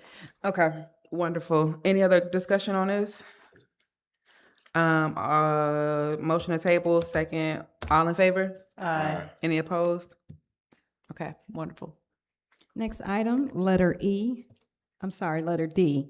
Council to consider setting the advertised millage rate for FY '27 budget. Okay, council, I know last meeting we were talking about setting it for 12, and then I think it was just some discussion about what was actually printed. Is that, am I remembering that correctly? Does anybody have anything that they want to say regarding this or about the 12 millage rate? I think it was more so, that was on Mayor, Ms. Cole, right? And the finance director? Yes, ma'am, that is correct. So once again, just as a reminder, this is an advertisement to tell the public that we are going to be talking about a particular millage rate. We're not committing to anything. However, if you say 12 is the rate, we cannot go any higher than 12. I don't anticipate that, but I think we would feel more comfortable having an advertised rate of 15 just to give us some numbers to look at as we're looking at the budget, because we can give you numbers for 9, 10, 11, 12, and so on. So that would be the only thing I would say about the numerical, the number that you put in. But however, it is at the council's pleasure. Councilwoman Messick. Thank you so much. Yes, last year when we were having these discussions, we set a rather high, understanding that that's not what the mill rate is going to be, but we can't go past that. And the residents and businesses did not appreciate us not being close to the ballpark of where we're going. Additionally, at the town hall meeting, the mayor had specifically spoke about barely raising the mill rate if we even needed to raise the mill rate. So I think she said that at that meeting. So I think sticking at 12 or even less is a better direction to go. I think it's going to make our residents breathe a little bit easier. Our businesses breathe a little bit easier if they know we've set it here and we're not going higher than that. Mayor Pro Tem. Councilwoman McCartney. So you recommended what you said, 15? Yes, ma'am. Okay, percentage wise, what does that equal out to? Do you remember even close to off the top of your head? 25 to 30, because we're at a 9, we're going 15. That's a difference of 6. So I just don't want it to be the 90 that we recommended or that was on the notice last year. So that's why I'm just trying to make sure right now that, and I'm sorry guys, and don't do math, but so you saying it equals out to about 25%. That's what it's gonna. It will be higher than that. Okay, so it's gonna equal out. It's gonna look the same. It's gonna look the same. It should look the same, just because I believe we were at the same roundabout millage rate last year. We did the same 15 mil. It's the numbers should probably weigh out to be the same. All right, so so if we're really talking about this honestly, I don't want us to have to like be held, to that like you were just explaining. So could you give us a realistic amount? I don't want you to aim too low, because then like you said, you can't make any changes, but can you just give us something, or is this something we need to talk about later? Like, do you need more time, or can you give us an honest, depiction right now? What's the question exactly? What do we want this mill rate? No, your question. What's my question? What is the honest number, or close to honest number? Because if it's not really 15, then I don't That want we're us to gonna say it. agree on? No, that we want to agree for the notice to say. Because Right. if it's not really 15, why are we So I causing think ourselves extra, the pain hysteria. here? So what I will say while we're engaging in conversation, and we're appropriate, right? Or do y'all need a motion? Y'all all right? Okay. So while we're engaging in conversation, what I will say is I think that the mayor did a phenomenal job last year of educating the members of the community when we put the mill rate so high, and I think it calmed some of the hysteria. Now, it might have taken all the public hearings for everybody to come and really understand what was going on, but I think our community is better for it. So I do not think that it will be as crazy as last year, because education and knowledge is power, and I think they have a better understanding. With that being said, if we have no intention on going to 15, especially because it was, I forgot, Councilwoman Messick, that it was publicly stated that we were not going to try to do that. In addition to all of the wonderful things that we found out within looking through our budget previously, and things that were uncovered between Mayor and Ms. Karen about the savings and things like that, I don't think we have to jump to 15. respectfully. It would be my hopes. So I would think maybe like a 13, maybe not 15, 12 did give me a little pause, just so that we could have the opportunity to have the conversations that we need to have. But I'm willing to take more discussion and understanding from the council about how y'all feel about that. Councilman Fox. I do agree. Echoing Councilwoman Messick's point, I mean, it was very boldly stated that we wouldn't have to inch up too high with the millage rate because of the grants that was coming in. So I think the public, because I've definitely been getting emails and phone calls about that, the public are gonna want to know more information about the grants as well and how they play into our budget. That's why I've been asking questions about grants and understanding what we have and how it will affect our budget, because I do understand as well, and that'd be good to educate the public, all grants don't come in at the same time. So they're timely coming in. We have to keep that in mind. So it's going to be a delicate balancing act. But if we lead with transparency, then I think we're fine. And I agree with Mayor Pro Tem. I'm good with 13 if the governing body approves of that. Thank you, Councilman Fox. Any other discussion, conversation? Mayor Pro Tem? Councilman Messick. Just a quick reminder, all this is just a published rate. So if we publish it at 13, we could still set it at 9 or 10. So this is just the discussion of the public rate, a published rate. We just can't go above 13 if that's the council's desire to go at 13. I personally think 13 is still too high. You think so? But I'll go with the majority. I definitely won't vote for it for a mill rate, but I'll publish it. Thank you. Mayor Pro Tem. Wonderful. Councilman A. Dixon. Yeah, I appreciate the dialogue up here today. I agree with Councilwoman Messick's point of us publishing it at 12, but seeing that some of the council would like to go to 13, I would see if they would entertain a 12.5. You read my mind. Literally read my mind. You read my mind. I was going to say split the difference. Okay. And land at 12.5. I believe we're at 9.5. Mayor Pro Tem 12.9999999. Y'all so funny. Y'all are so funny. I'm a happy medium person, so I'm fine with 12.5. Are we okay? We all okay with 12.5? Mayor Pro Tem, I would like to make a motion. Okay. To set our published mill rate at 12.5. I like Second. Madam Clerk, you got the second? Okay, wonderful. Any further discussion? Mayor Pro Tem? City Attorney. So I just want to make certain that we have to know what percent over the rollback amount that will be. And I think Mr. City Manager is going to figure that out. If that proposed 12.5 is over the rollback rate, which I know our finance director is not here today either, but state law makes you publish an ad in the paper on the website, notice of property tax increase.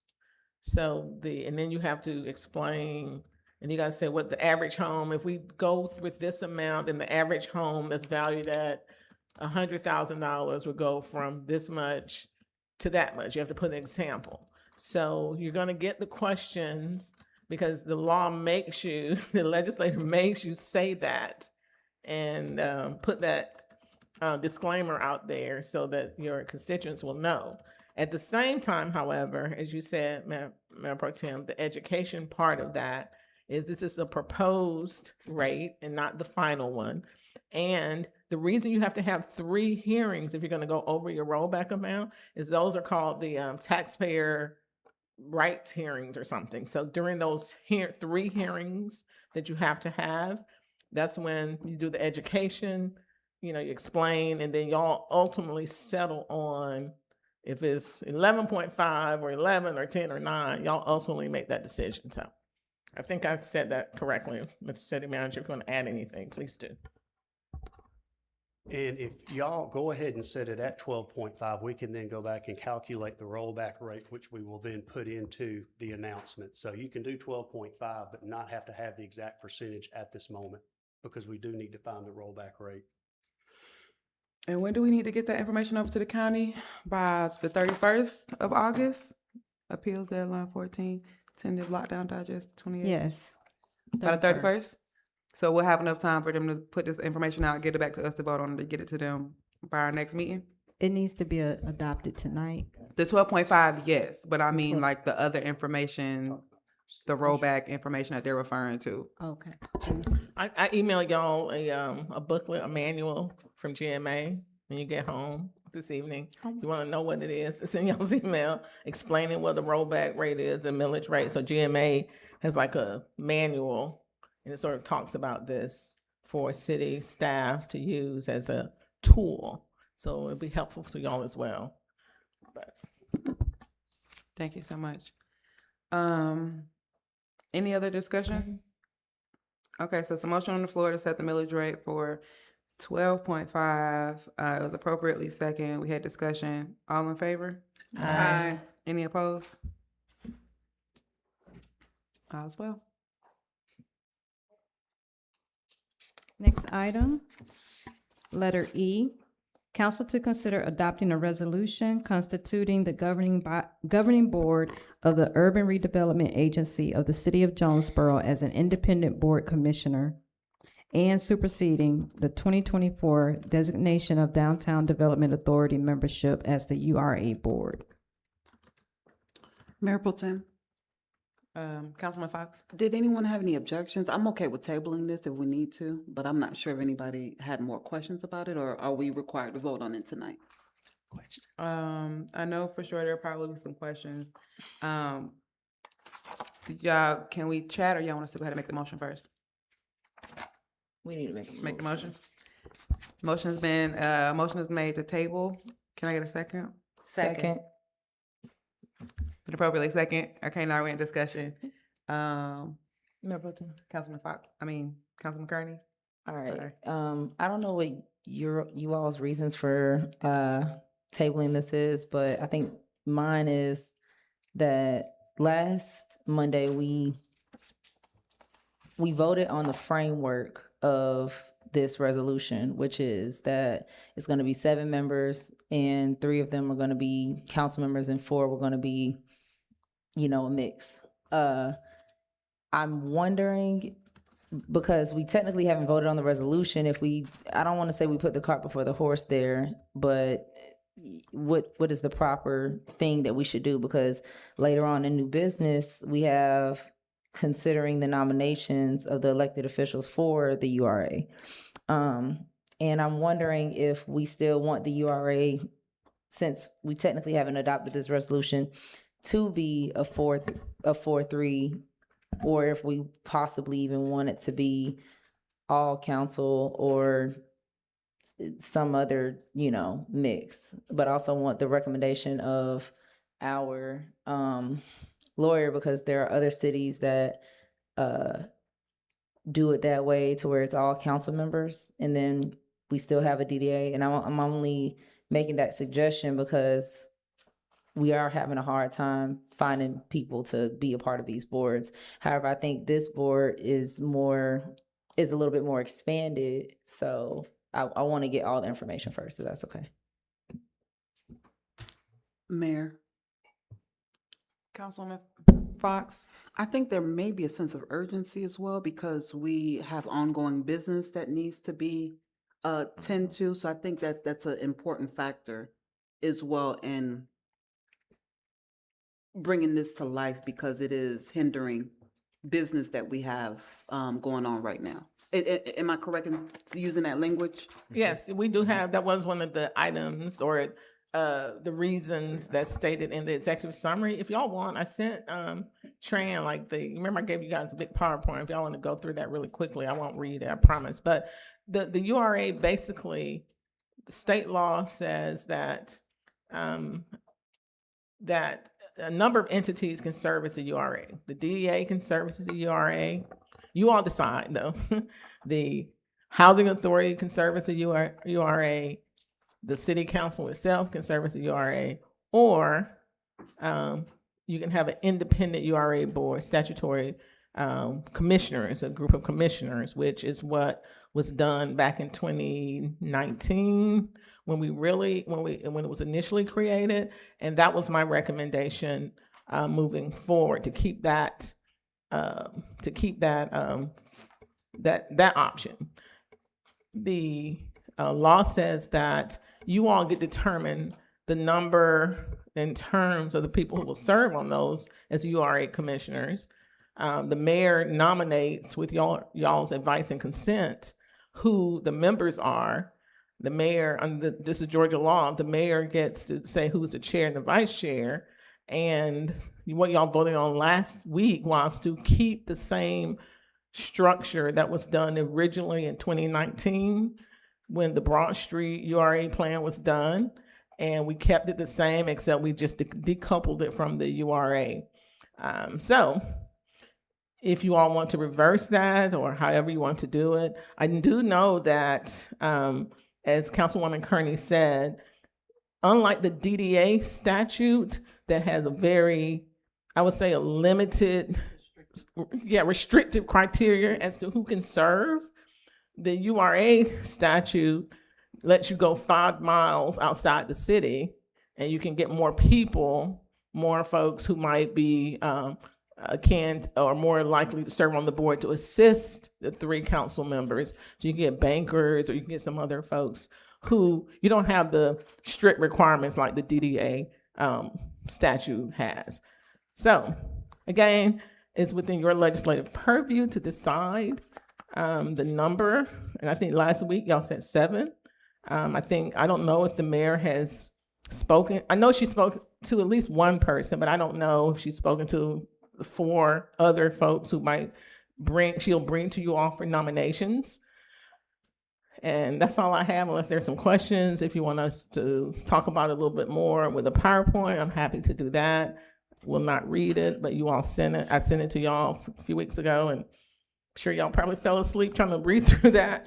But Mayor Pro Tem, if there's not anything else, I'll yield back. Okay. Hands. Kearney, were you finished with your points? Councilwoman Messick and then Councilwoman Fox. Thank you.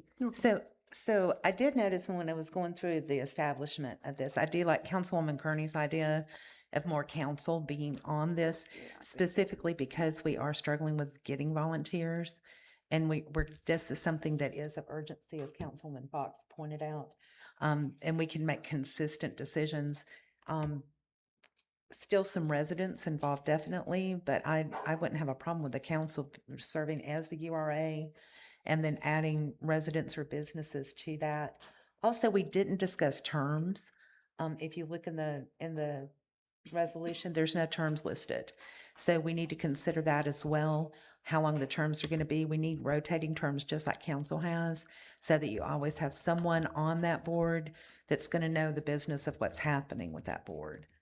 So we need to discuss terms and include the mandatory training. I know we did discuss that. That's something else that we're going to need to look at doing. And then just like with the other committee for the charter, we need to discuss, is there going to be compensation for this? Because this is very... No compensation. No compensation. The attorney says no compensation, so that was resolved pretty quickly. Yes, so we definitely need to look at the term limits and the mandatory training and the composition of the board. I do like Councilwoman Kearney's idea of having more council people than less. Thank you. Awesome. Wonderful. Councilwoman Fox. Thank you, Mayor Pro Tem. Echoing Messick and Kearney, I think that I'm okay with more council members being on there only because there is a sense of urgency. We have to develop a graphic, advertise it, wait for applications to come in. And if we're having a hard time filling up the other boards, the consensus may be that we have that. Unless, do you know, Attorney Wilder, if Mayor has nominations already ready to go? I know of one person she gave me the name of because, but that was it. And all she said was he agreed, but she's been out of town. So I don't know if she's spoken to anyone else in that 4-person slot that's remaining for private individuals. So maybe we can look at just changing the makeup of what the URA looks like, increasing council, decreasing residents, so that we can, because we have negotiations that's getting ready to come up, purchases possibly, and then the assets that we currently own. So there is definitely a sense of urgency on this. Mayor Pro Tem. Okay, Councilwoman Fox, you finished? Yes. Councilwoman Thank Kearney, you're welcome. Councilwoman If that's the case, I think we might need to change the amount of members then, maybe. So it's only 5 members and then it's 3 from council and 2 citizens. I don't know what your thoughts are on that, or if y'all wanted to stay 7. And I only say that so that it's not 4 council members up there, and I don't know if that's gonna go into quorum. So you'll put on, I'm sorry for interrupting, but you'll take out, you'll be a URA commissioner in these meetings. You won't be a council person. You'll be a commissioner, Commissioner Fox, Commissioner Cameron Dixon, when you're serving in that capacity. So the quorums for your city council composition would not be applicable when the URA is meeting. Okay, but I mean, would y'all rather it just stay at 3 council members, or would y'all rather it bump up to 4? Because if that's the case, it's gonna have to be either 7 or 5. So I would think we could keep it at 7 and do 4 council members and 3 residents. all right, Mayor Pro Tem. I mean, so okay. far we have 3 people that have volunteered. Is there a 4th? I say that because like if we don't have 4 people that want to do it, then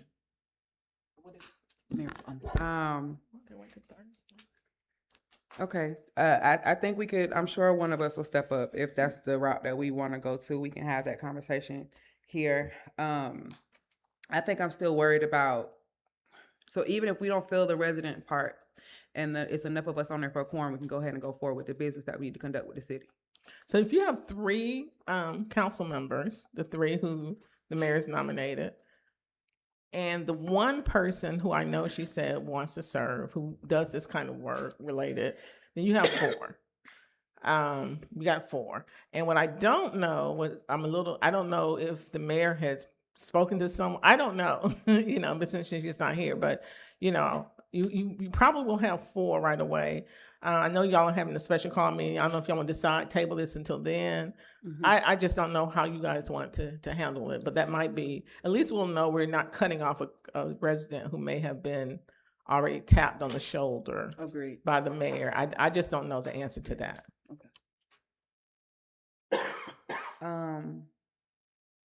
Okay, and so right now we're discussing just the options of changing it to add more council members. What's the timeline to get the business done? Like, the pressing business of the city, like how quickly would we need to have this board up to quorum, up to where they can have a quorum? Nouveau Like October. yesterday? Nouveau's contract October. Right, we have our Nouveau, the lease agreement, and we have to unwind. There was a complicated financing structure that we have to unwind because we just have to clear out. There's some cobwebs we just have to clean up. But without a functioning URA board, we can't do it. And so there's some things in order to even get the lease renegotiated, we have to clean up some stuff. So that's the urgency. Can we put, I don't like feeling like Band-Aids, but I don't like feeling rushed either for things that are gonna stand beyond me, like they're gonna continue beyond me. I see you kind of, give me 1 second, I'm sorry. Is there a way that we can put in place that, okay, we'll go ahead and get this up and going, and then maybe by like January, we'll go and do it appropriately. I don't want to feel rushed. I understand that we have to go ahead and get this done. I don't want to feel rushed into creating something like I'm looking and I see that certain cities have all of their council members on there and their attorneys serving as ex officio, or certain people have other boards and things like that. And so I don't want to negate the fact that this is time sensitive, but I don't want to rush into something that might need additional tweaking permanently. And so can we do something to make sure that we can get it done, what we need to get done to the end of the year, and in January when we... So if you'll recall, the 4 options in one of the pages that in the PowerPoint, I gave you all the 4 options. And I said the choice is yours. I had my recommendation to keep it, to keep the independent URA just because it seemed cleaner and easier. So I don't know if you go this route with keeping the independent, then you say, and then you have the terms, and then you can then come back and say, no, we want council to serve. And to your point, Mayor Pro Tem, some cities have their council serve as the URA, which is one of the 4 options the law gives. Some have, probably more of them have independent URAs. Some, we had our DDA, which is allowed. So it varies of all the cities. There is no right or wrong way to do it. It's just the way you want to do it of those 4 options. And so my recommendation was to keep it as independent URA with the commissioners. It just seemed like it gave y'all an opportunity to have more expertise from people in the community with that broader range, and it allowed us to start acting quickly. But whatever your pleasure on that. Councilman McCartney. All right. Thank you, City Attorney. So I did want to put this out, but the DDA, we've officially we did post the solicitation for DDA applicants. So we have 4 missing members right now. Applications still close on 23 July. And we were supposed to discuss those people on the 03 August work session and vote on them on 10 August. So I don't know if that's a possibility for, if we do get a quorum, then we can do something about the Nouveau contract in the meantime, so we don't have to feel rushed. But I do understand wanting to get the URA started and going.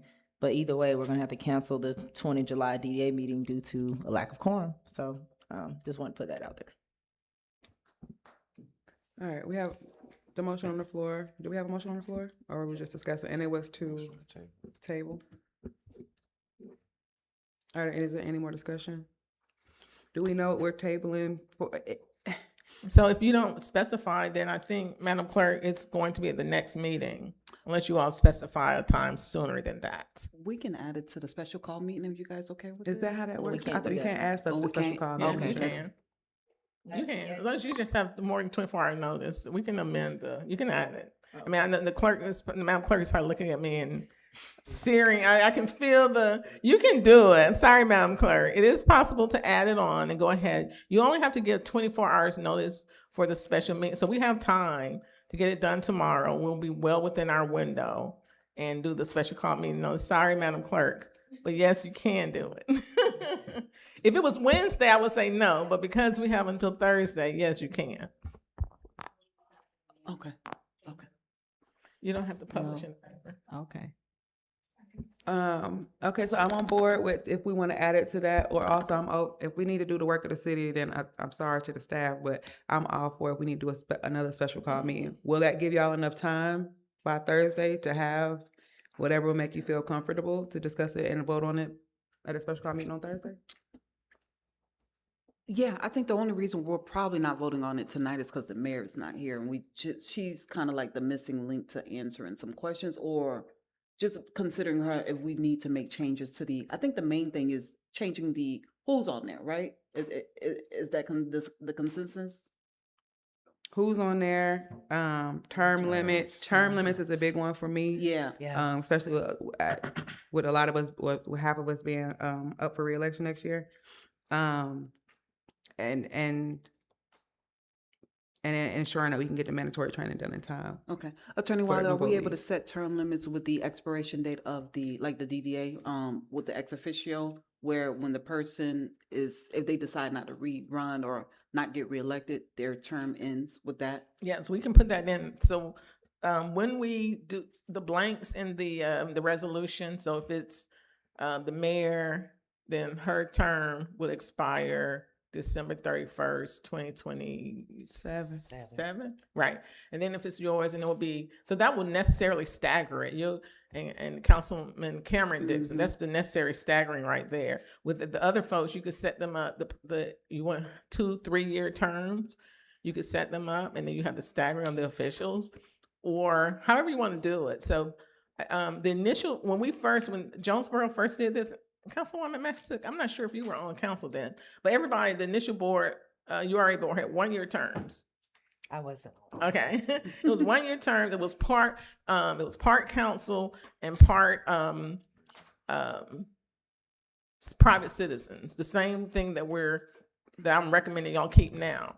And it was just 1 year, but I don't know what happened after that 1 year. I'm not sure if anyone ever got reappointed. And then the next thing I know, we decided to have the DDA serve in that capacity, probably because those terms expired and there were no new reappointments. So the DDA came in 2024, and now we're going back to the original intent of the independent URA, if that's y'all's pleasure. But the law says that council determines the number and the terms. The mayor only, under the state law, does the nominations for the independent URA. All right, so we're gonna table this until the special call meeting. So sorry, clerk, Madam Clerk. So we're gonna table this until the special call meeting, and then at that time, we'll have hopefully the information we need from the mayor, and then whatever. It was something else outside of the term, whether or not we're gonna add additional counsel on there, by Thursday. All right, so, all in favor? Aye. Any opposed?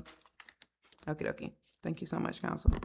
Next item, letter F, council to consider 2 resolutions regarding a CDS grant award from Congressman David Scott, 13th Georgia House District, Jonesboro Enhancing Law Enforcement and Public Safety Project, and the Jonesboro Pedestrian Improvement Project.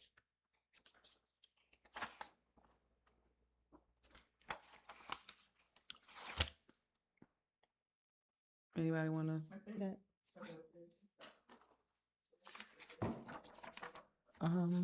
This was just something to formally say that we are accepting the funds, right? Yes, ma'am, it is, but we were not able to do the revisions to it just due to staff being out and unavailable. So we may recommend tabling this item.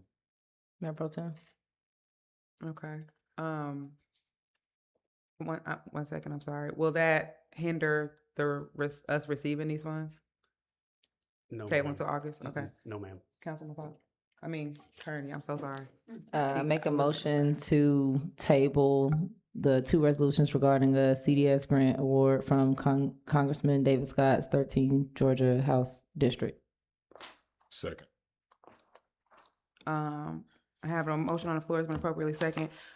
My discussion would be, we're just tabling it until August, until the first meeting? Okay. Any other discussion? We need the. Councilman Fox? Thank you. Okay. Sorry. I need some work in that area. We need our finance director, correct?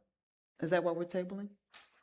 We need to see I think we're just tabling because what we need to see of the finished product that we would need to see the vote on isn't available. And Oh, so we just need to got it. table it, not for what reason, but it's not available. I know we had a lot of people on vacation and unavailable for work. Okay. Mayor Pro Tem. Councilman So Messick. just a quick question on that. So the 2 grants, I would like to see a copy of what those grant applications look like that we were awarded, so that we can see what those funds are supposed to be directed toward. And I had asked a question last week, if you read through it, it said something about matching funds. And I wanted to see if that had been addressed. Yes, so these are congressionally directed spending awards, so there is no grant match for these. That there was language in one of the earlier drafts that referenced that, but they do not apply in this case, and we have heard that from the congressman's office. So that's been taken out then. Yeah, that may be part of the revisions. Yeah, no, it's already out. Yeah, that has been taken out. Okay, thank you. Okay, wonderful. So we're tabling this item, and before we bring it back up in August, we'd like to have the application process for the grant so we can understand what we're getting and where it's going. Any other requests of them, council, so that we can make sure we have everything we need in August? No? Okay. Motion to table, appropriately second. All in favor? Aye. Any opposed? Wonderful. Okay, letter G, council to consider Clayton County Prisons Labor Contract and Inmate Supervision Agreement. Yes, Mayor Pro Tem Council, this is an agreement with the Clayton County Prison for Jonesboro to utilize the inmate work crew. Typically, it is for right-of-way maintenance, but we are not limited to that. The amounts for 1 crew per month or 2 crews per month are in there, and we do have funding available to pay that. Okay, wonderful. You have a question? I do too. I was gonna make a Next motion, but you good. You can make the motion and then we can chat about it. That's Yeah, let's fine. do it. Okay, go ahead, Councilman Kearney. Make a motion to approve the Clayton County Prisons labor contract and inmate supervision agreement. I second that motion. Wonderful. Now we're in discussion, Councilman Dixon. Yes, City Manager Cole, just in regards to what you just mentioned about the city right of ways, but we're not limited to that. Correct. Yes, sir. We can have them do other projects as needed.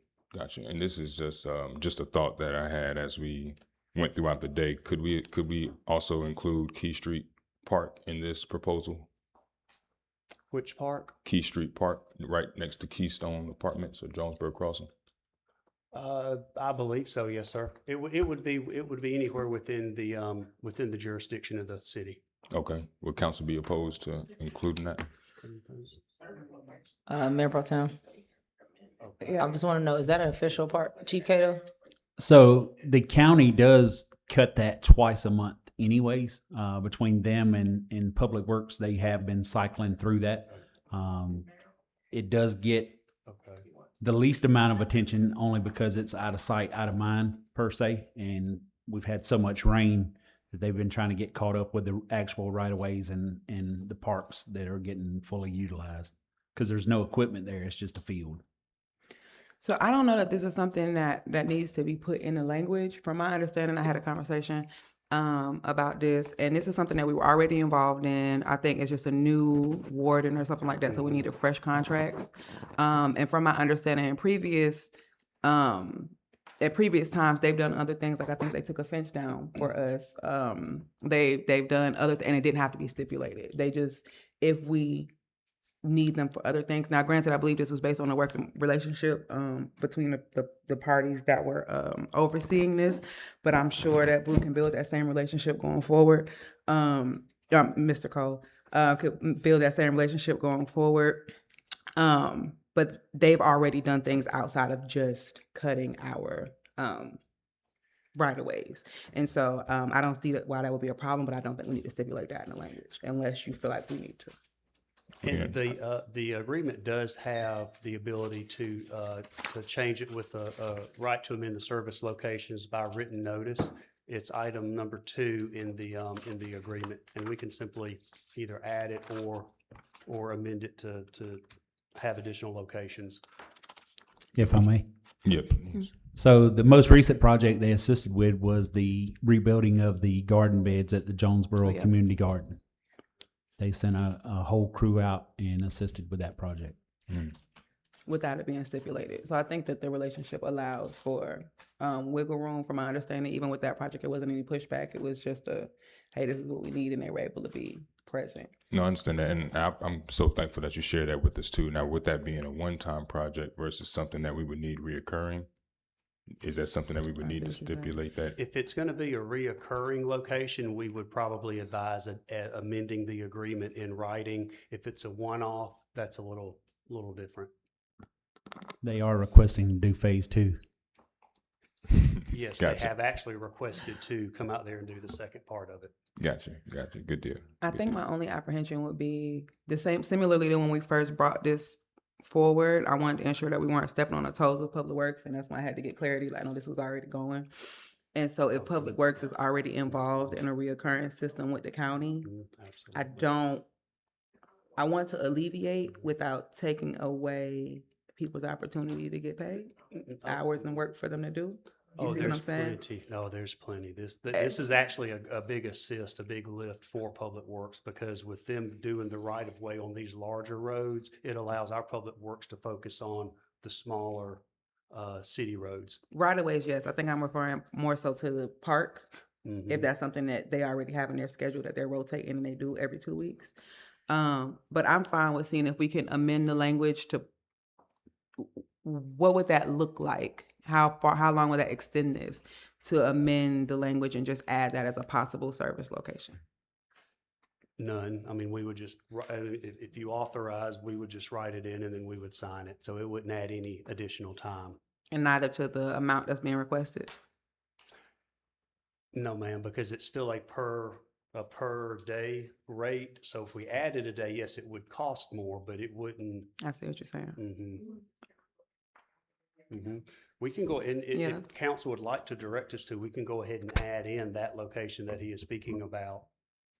And then Okay. sign it. Let's add it in there, and then if we could coordinate though and see how this is working already with the county and Public sure. Works to make sure that it's seamless and that we're not coming in bulldozing a system that's already there. Yes, ma'am. But other than that, I'm fine with adding language if it doesn't incur the city anything else. Council, y'all okay with that?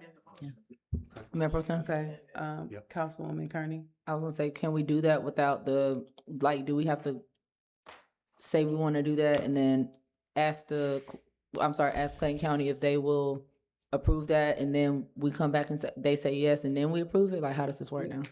No, ma'am, I don't think we would need to do that. However, we would need an amended motion to add the additional location. Okay, so I made this motion, so, what's the verbiage? Approve and add. So Okay. you add the I would like location. Okay. What I is- would like to amend my motion. I want to add the approved location of Key Street Park. Key Street Park, okay. Second. Any other discussion, council? All in favor? Oh, I'm sorry. Councilwoman Messick, you had discussion? No. You're good? Okay. I'm sorry, one more time. All in favor? Aye. Any opposed? Motion carries. Thank you, council. New business, item A, council to consider nominations of elected officials for the Urban Redevelopment Agency Board. We And we can have go- listed Mayor Sarter, Councilmember Cynthia Fox, Councilmember Cameron Dixon. And so we're gonna, the council, y'all let me know if I'm jumping ahead, but we're gonna go ahead and table this, right? Because we still have to figure out term Yes. limits and if we're gonna add another council member on there. Yes. Yes, ma'am. I accept the motion. Motion made. Second. Any discussion? All in favor? Aye. Any opposed? Wonderful. Thanks, council. Item B, council to consider approval of the Jonesboro Safe Home Initiative, establishing a proactive public safety initiative that provides home safety devices, smart home technology, and emergency preparedness resources to Jonesboro families. Councilman Dixon? Yes, thank you, Mayor Pro Tem and Mayor Council. I won't hold you too long. I appreciate everyone for sticking it out, everyone here and at home that's watching. I really appreciate it. But as you all can see, that's in y'all's packet. The Safe Home Initiative is really just about prevention. As we've heard earlier during public comment, no device can prevent, a single tragedy, but something as simple as a doorknob that costs $8.95 from Lowe's, a doorknob cover, an alert, or a camera that can provide another layer of protection for a family is priceless. Me and Chief Cato, members of the Clayton County Police Department, we've had some great conversations about this initiative, and I appreciate the feedback. Also, to my council members, I appreciate the feedback as well. Some of the things that we spoke about was ensuring that the application process and the selection process was fair and transparent as we distribute resources, and that there was clear eligibility requirements, residency verification, and an objective process for determining who receives the devices. If council approves, I'd like to assign our interns, Ms. Kennedy Hood and Mr. Howard, to work with Chief Cato and staff and Attorney Wiley to develop a process that's fair, simple, and transparent, and accountable. And if there are no other questions, I would like to make that a motion. Or Chief, if you'd like to add anything. I know we discussed, and I got your email today about the different things, but if you'd like to share anything about the initiative or maybe what other cities do or anything you'd like to share. No, Chief, Councilman Kearney? All right, Mayor Pro Tem. Well, I'm sorry. Did you officially make that motion? Or the motion just to approve is, but I mean, if y'all would like for me to make a motion now, I can. If y'all would like to discuss it first. Oh, we can chat. I just was making sure that you didn't need a second. Okay. Okay, go ahead, Councilman Kearney. I'm sorry. All right, so he has made a motion or no? Not yet? Because I was about to make a motion. Let's go ahead and make the motion so we can clean it up. All right, so I would like to make a motion to table this item into the August 3rd work session due to, I think this requires a lot more discussion. Yeah, that's my motion. There's been a motion on the floor. Can I get an appropriate second so we can go into discussion? Acting as mayor, can I do it, or do I relinquish Mayor Pro Tem abilities to vote, and I have to just? No, you can vote. Okay, I'll second the motion. Okay, so now we're open for discussion. Okay. Councilwoman Kearney. Thank you, Mayor Pro Tem. So my questions regarding this, I am for this initiative, especially with what recently happened in the news in our community with one of our children, our citizens. However, I want to make sure we're doing this the right and proper way. And I don't know if that means changing the verbiage, but Councilman Dixon, with what you said, it's more so asking for approval for people to work on the policy, work on the program, and then come back, I guess, to us with, you know, hard details. However, how it's spelled out to me in the documentation is like, this is the policy and this is how we're going to move forward, which I'm still very confused about who owns this registry, who manages it. Yeah, for the privacy portion of it. When we talk about, will police automatically see it? Is medical information being collected? Because in that case, I have some questions about HIPAA laws and stuff like that. And because I'm just wondering, are the people who seeing this have the permissions to see it? I guess I just want to make sure we're going about this the right way. And if we're only doing this based off of residents, how will that be, you know, verified? And it's just more of the minutia of the details here. But if you could answer some of those questions, that'd be greatly appreciated. Thank you. Councilman Gotcha. Dixon. Yeah, appreciate that question. Chief, would you like to just share any of the discussion that we had on Friday? Yeah, so I was trying to get that email pulled up, Yeah. but it's having some technical difficulties. So we discussed a lot of those concerns on Friday, and I covered that in a recap to Councilman Dixon. And I agree. I think there are some things that need to be put in place as far as the privacy, the registry, you know, just making sure that we put a board together to find the selection of the people, because if you only have 15 but 50 apply for it, then you have to show that you was fair in that process for selecting those people.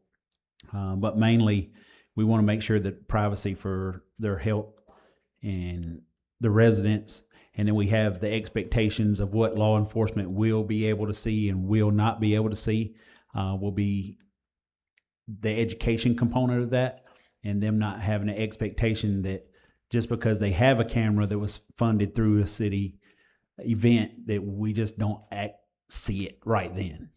We're not monitoring anyone's camera. We don't have time to monitor someone's specific home camera. But oftentimes, you know, we have our Jonesboro One app that they can share a camera link to us. If they see something that happened, they could share that with us. But then they think we can see their camera all the time. And that's simply not the case. It's just that one relative incident. So, I mean, listening to Councilman Dixon, the way he explained it, I think it's more so we need the approval for someone to get in the mud and get this worked out. I could be wrong. You could be asking for the full approval of it now, but I do think that there's some foundational groundwork within the documents that need to be clarified and reviewed by legal once we get that done. Correct. That way we're all covered. And No, good to go. and Chief Cato, you hit it right on the head. So tonight, I'm not asking us to approve every administrative detail about this program. Tonight, I'm asking us to approve the pilot and allow us to do the work necessary to see the implementation through. Councilwoman Message. Thank you. I have a quick question for the chief. We have, it's not a registry, but do we not have a list of residents that we do like home well checks on already, senior adults? Yes, ma'am. So we have a SCOPE program through the Scope. Jonesboro Police Department. Those are, I'm saddened to say it was up to about 14, but we had some residents who passed along. So we got down to about 12. Some of those residents just love to see us, but this will serve a little different capacity than that because it's having some proactive measures in place that they can actually share with us prior to us going for that home visit. Right. If that makes sense. That So does. most of those residents do contact us frequently, want to know when we're coming, what we're bringing them, things like that, because we bring the abundance of fruits and vegetables that we have from the garden and take to them throughout the year. So this has a little bit of a similar purpose, but we're also wanting to link it up with the Logan's List that Clayton County has implemented. Yes. And I shared with Councilman Dixon, oftentimes when we go to a residence for the first time and we identify that there's someone there with a specific need, whether it be a mental health issue, whether it be a child with autism, we have to notify dispatch and they have to actually put it in the CAD log for that location. And we're not asking any medical information, but it's just for safety purposes for the officers and first responders going to that location to the unknown, because we have a signal that they give out that is a trouble unknown. And that means we don't know what we're going into. We just have an open line and we respond to there. And it could be someone just in a mental health crisis, but the more notes that we provide to our dispatch for them to log in CAD provides us more information in the future. Right, right. So the privacy protections though that you use with Scope, would they not be similar to what we're going to need with Logan's Law? Yes, ma'am. Okay, so do we already have like an idea in place or a program in place, a form that we can use that's going to cover a lot of these questions? Yes, ma'am. We would just need to implement that portion because like Logan's List, you're not giving them anything. They're not being selected for a program. So that's more for informational purpose and it's strictly voluntary. Right. They don't have to fill it out, anything like that. So everything that they would be giving us would be voluntary. Okay. And as I explained to Councilman Dixon, you could put that just in the blank section of tell us why you feel that you would be more deserving of this equipment or this seat at the table per se. Why you need this. Yeah. This. And that would give them an opportunity to explain. They don't have to. They could just fill out a generic application and say, yeah, I'll throw my hat in the ring. But then the importance of having that board or someone or committee to review those applications, made up of multiple different people, not just someone that's on a specific seat already, to determine if that person is worthy of that equipment, especially when you're first starting out where you have limited resources. Right, right. Thank you so much. Yes, ma'am. Anybody else? Any other discussion? Councilman Fox? Thank you, Chief. I appreciate you stating that.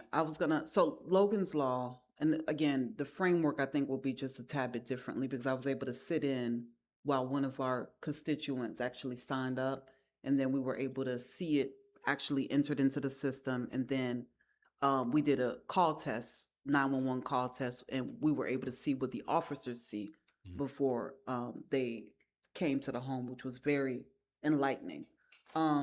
I want us to, Councilman Dixon, I know this is just a pilot, but in pilot, considering the framework of what that would look like, is that paperwork? Is that something that we can implement online and make this totally virtual in a sense of, where we don't have people like coming here specifically just to set it up, but we may have to provide both options because we don't know if someone has special needs or they're elderly, they're probably not going to be too savvy computer, right? And I don't know how AI are we where we can probably put how AI trained are we where we can put some prompts in, and I'm probably jumping way ahead as if this program is already established, but those things to think about where those prompts can probably kind of help filter through some of those systems for us and give us that qualification list. Does that make sense? No, it makes makes great sense, Councilwoman Fox, and I appreciate those questions. My hopes is that we could, become digital, but still being sensitive to the fact that everyone, doesn't operate in a digital space. I would defer to Chief to, I guess, determine what those best practices may look like for this type of program. And that's so, yeah, Chief. I would definitely recommend and have both options. Right. Because one end of the spectrum, they don't want to have to come here to get a document. But just before the council meeting, I helped a resident complete a document online because she didn't really feel comfortable doing it online. She doesn't have a computer where she just does online documents all the time. And so she just wanted me to oversee that. So we have quite a bit of elderly population that is, for instance, the newsletter. They love that it's digital, but they want that tangible copy they can hold in their hand. So we're about 50-50 right now. Sorry.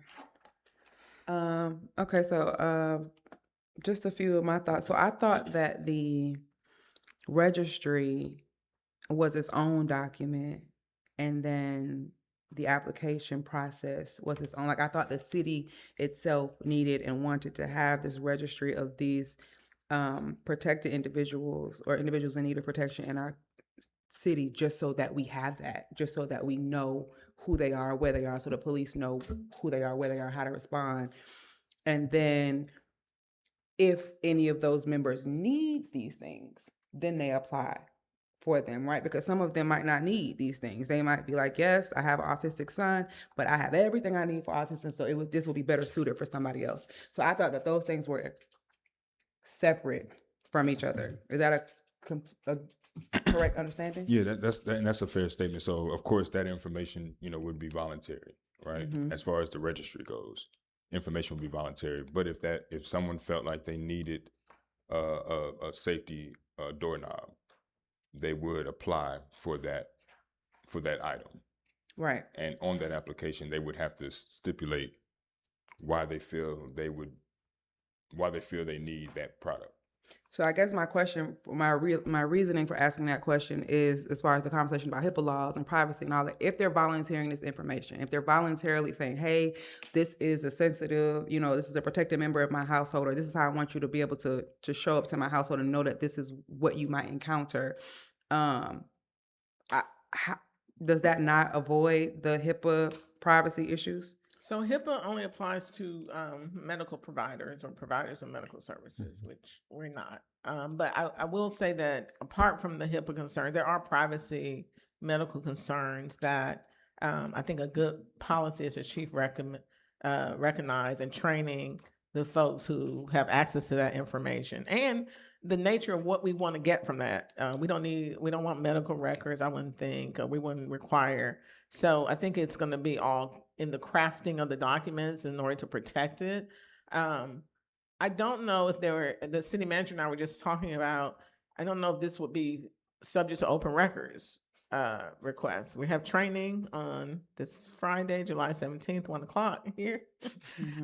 But I'll look that up. I'll see if there is some sensitive exemptions that would apply to something like this. Sitting here right now, I don't know. It seems like it would be subject to redaction for a lot of things. But let's say if someone wanted just the names of all the, I don't know. I can think of some reasons why we want to be limited in the information we acquire, so we won't have to be in a position of having to give out sensitive personal information. We don't want to do that. So it's all going to be in the policy and the training. But y'all are asking all the proper questions. I think that were my concerns as well. You took them out of my mouth, in my head, actually. So I guess, and if we're going to table it, wherever we decide to go, I would like to see what if other cities have similar registries, whether if it's just for disabled autism. I know this is something that people spoke about before when we were having incidents where these protected individuals were being received in a way that wasn't appropriate because people didn't know that they were protected individuals. And so I'm sure other cities have probably put something in place to combat that. So I would just like to know kind of what that framework looks like. I don't know if that would be a Chief Cato or a Miss Kennedy situation, but I would like to have that just so that we can kind of guide it around that. I want to think about what we can go ahead and start doing with this so that it doesn't have to be completely stalled out. Can this be broken into phases? And can phase 1 be where we put out a public request to, if you want to volunteer and share this information that you would like, us to be aware of when approaching your home, and go ahead and start building the registry, because even with that, you might want to increase the funding. We might not realize we have this many in the city of Jonesboro. You see what I mean? And then also, as far as the committee, I'm thinking about like our city angels and beautification. We do that, and I don't know if this could be something tasked to a committee or board that's already existing, or if you want to create a new one. But that is something to think about, because we do have to vet. We do have to vet the applications, ensure that they meet the criteria, and ensure that we can do what they need to do. And it is helpful to have a board. And I think that a board, especially thinking of like the people in our community, I think Chief Cato was just sharing a story with me that we had an event and certain members of the community were like, "Oh my gosh, why didn't you all reach out to me for this event?" And it's like, oh, that person, I think, would be a good person to be on this type of board. I think we should involve parents that have these type of situations that, that whether it's autism or a person taking care of their person with dementia or Alzheimer's, but we should have those people who are living it. I think that they would be helpful, because Ring cameras and doorknobs are great, but they might think of something that we don't think of that would help them. And also, even like we always have the adult learners come in, not adult learners, but they were just at Bubble Day. But maybe someone from that department to be on the board. So I think I would say phase 1, maybe we go through with starting a registry, just so that we don't have to table everything, and then maybe approve, I don't know what that looks like, but Chief Cato and Kennedy working together with the assistance and verification of the city attorney on what the application and things look like for phase 2 of the process, which is actually receiving items. That is exactly what's in the packet right now. It shares, exactly what phase 1 is and exactly what phase 2 is, and that's exactly what what I asked for the council. Okay, so Mayor Pro Tem? Councilwoman Kearney. But in approving that, we're approving phase 1 and phase 2. It sounds like right now, in which I'm cool with, is only approving basically the planning phase of this, not really the, I guess, execution phase is what I'm getting at here. And if you're also asking for us to go ahead and approve the allocation of the $3,000, or is that even something we have the ability to approve? Because if it's in Chief's budget, I wonder, like, it sounds like you can use your budget as you see fit. So if you wanted to allocate it towards this, legally, I guess, what's the stronghold there? We allocate stuff on public works budget for like street sweeping and stuff. I don't know. Mayor Pro Tem? Before we jump for that, what does that look like, city attorney or Chief Cato? Can we move forward with that? Allocation of funds? Is this the way that can we do it that way? With it being in his budget? You could, I don't- but Good. only up to the departmental totals in the procurement policy. It could only go up to so far. Yeah, and we didn't discuss any funding aspects of it yet, because we're still very much so in the planning phase of it. I know the $3,000 was mentioned in the proposal. And like I say, I didn't know if this was going to be him trying to get the approval for the interns to start the foundational groundwork to get that laid out to bring it back before council, or if we're trying to approve this document as a whole. So, like we mentioned before, it's not to necessarily, iron out the administrative part of it that y'all are asking about. It's to prevent another tragedy from happening, right? As soon as we possibly can. It's to start the process of making sure that we have the proper application, make sure that we have a transparent and fair process for accepting applications, which we can do. We just need to know how to move forward. Like we do have a $3,000 ask for the pilot program. Of course, most of those 150 doorknobs. I think we have 15 Ring cameras, but I'm excited to take this to Home Depot, to take this to Lowe's, and see if they'll be willing to, to partner with the city of Jonesboro on this initiative to hopefully offset our $3,000 ask. Mayor Pro Tem. Councilman Fox? To that, Chief, is that something that we can slide underneath the OPB grant No, ma'am. It would have had to been included in the OPB grant. ahead of anyway. time? Yes, ma'am. Councilman Dixon, have you looked, there might be a grant out there that's already kind of like curtailed that we can kind of adjust to possibly, that may be able to answer a lot of our questions. Have you like looked into that first and see whether or not there was some grant money available? Because that's public safety. I would imagine that. I don't know. Grant money may be available. I don't know. Yeah, I definitely, I know there's grant money available, no question about it, but there's partnerships that can be made as well, like I said, through Agreed, those yeah. different corporations. So- But sorry, yeah, go ahead. I'm So sorry. do we have to have a motion in general just to allow Kennedy and Chief to have a conversation about the application process? Yeah. Like, I feel like we're all on board. I think public record shows reflects that we're all on board for it. Can they go ahead and start having that conversation and bring it back to us? And then I guess furthermore, for phase one, what we're dubbing phase one, does that even need necessarily a vote for us to put out a flyer that says, hey, if you're a protected member of our community and want to share that you are a protected member of our community, fill out this form? Do we have to have a vote for that, or can we just? No, we can, I mean, we can certainly talk about setting up the program and having the conversations to bring back to council. And have that available for August. How do you feel about that?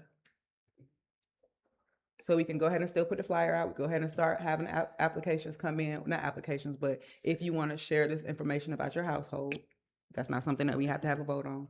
Kennedy can go ahead or Mr. Howard can go ahead and start at Chief's convenience, having that conversation, but we know that by August 3rd, we need to have something come back. So it's not like it's just a whimsical in the air. We know by the 3rd, we're gonna have these things down so we can have this conversation. Mayor Pro Is that Tem. okay? We got a lot of stuff already. That's okay? So what motion is on the floor? We just take that back? Mayor Pro Tem. I'm sorry, Councilman Missick. Thank you. So that is the exact direction I was gonna say. Can we go ahead?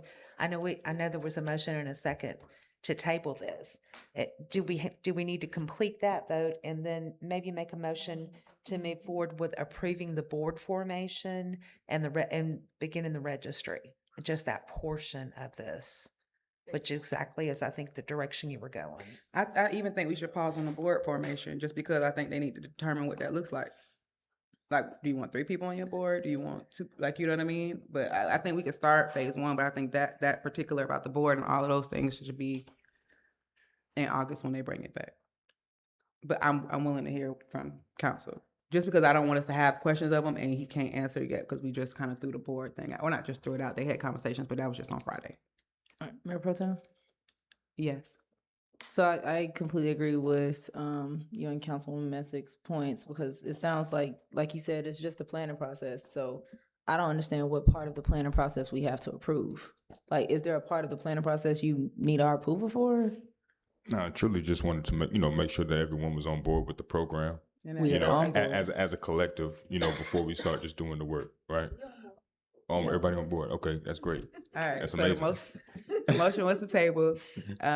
It was appropriately seconded. We know that there are things that are going to be going forward with Ms. Kennedy, City Manager, Chief Cato. And then we will have a full detailed packet when we come back August 3rd.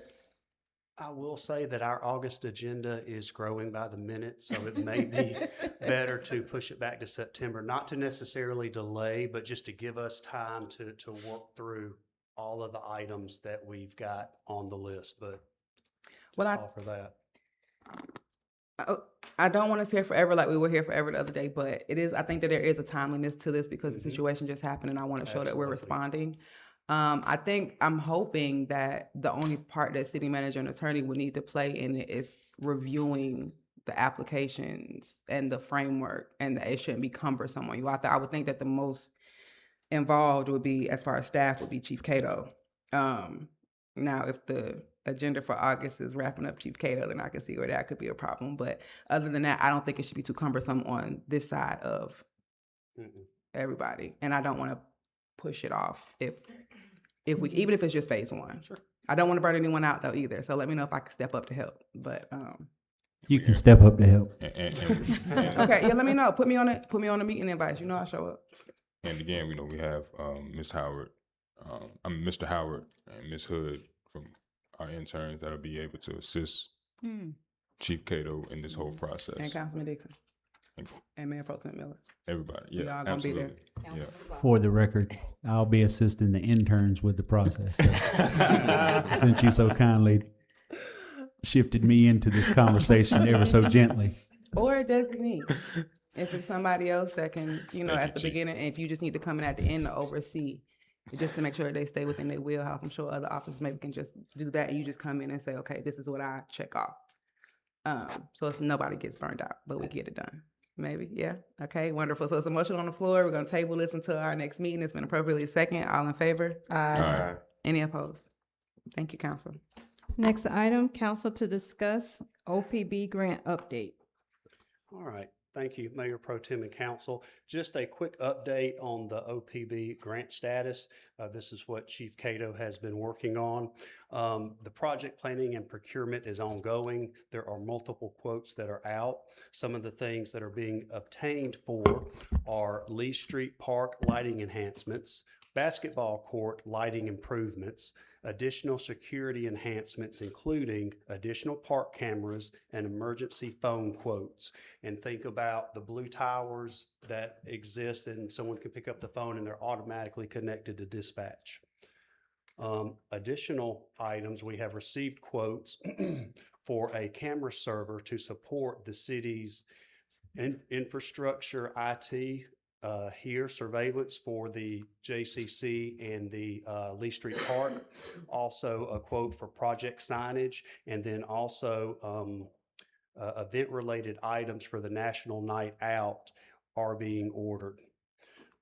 We are looking for additional community partners that can expand community support and involvement with the Neighborhood Watch organization. And then some of the following grant expenditures have already happened. We have a Lexi Pool policy management system. We have a National League of Cities event. We have professional development and training that has been expended, portable lighting equipment, and then wellness initiatives.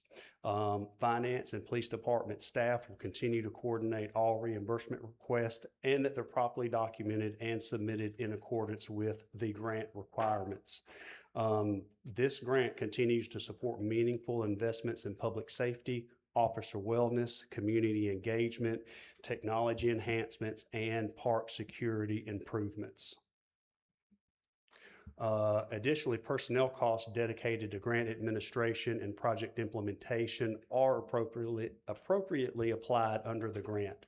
The current efforts remain focused on completing the procurement activities, enhancing the park safety infrastructure, and preparing for National Night Out, and then, of course, securing reimbursement for all eligible expenditures.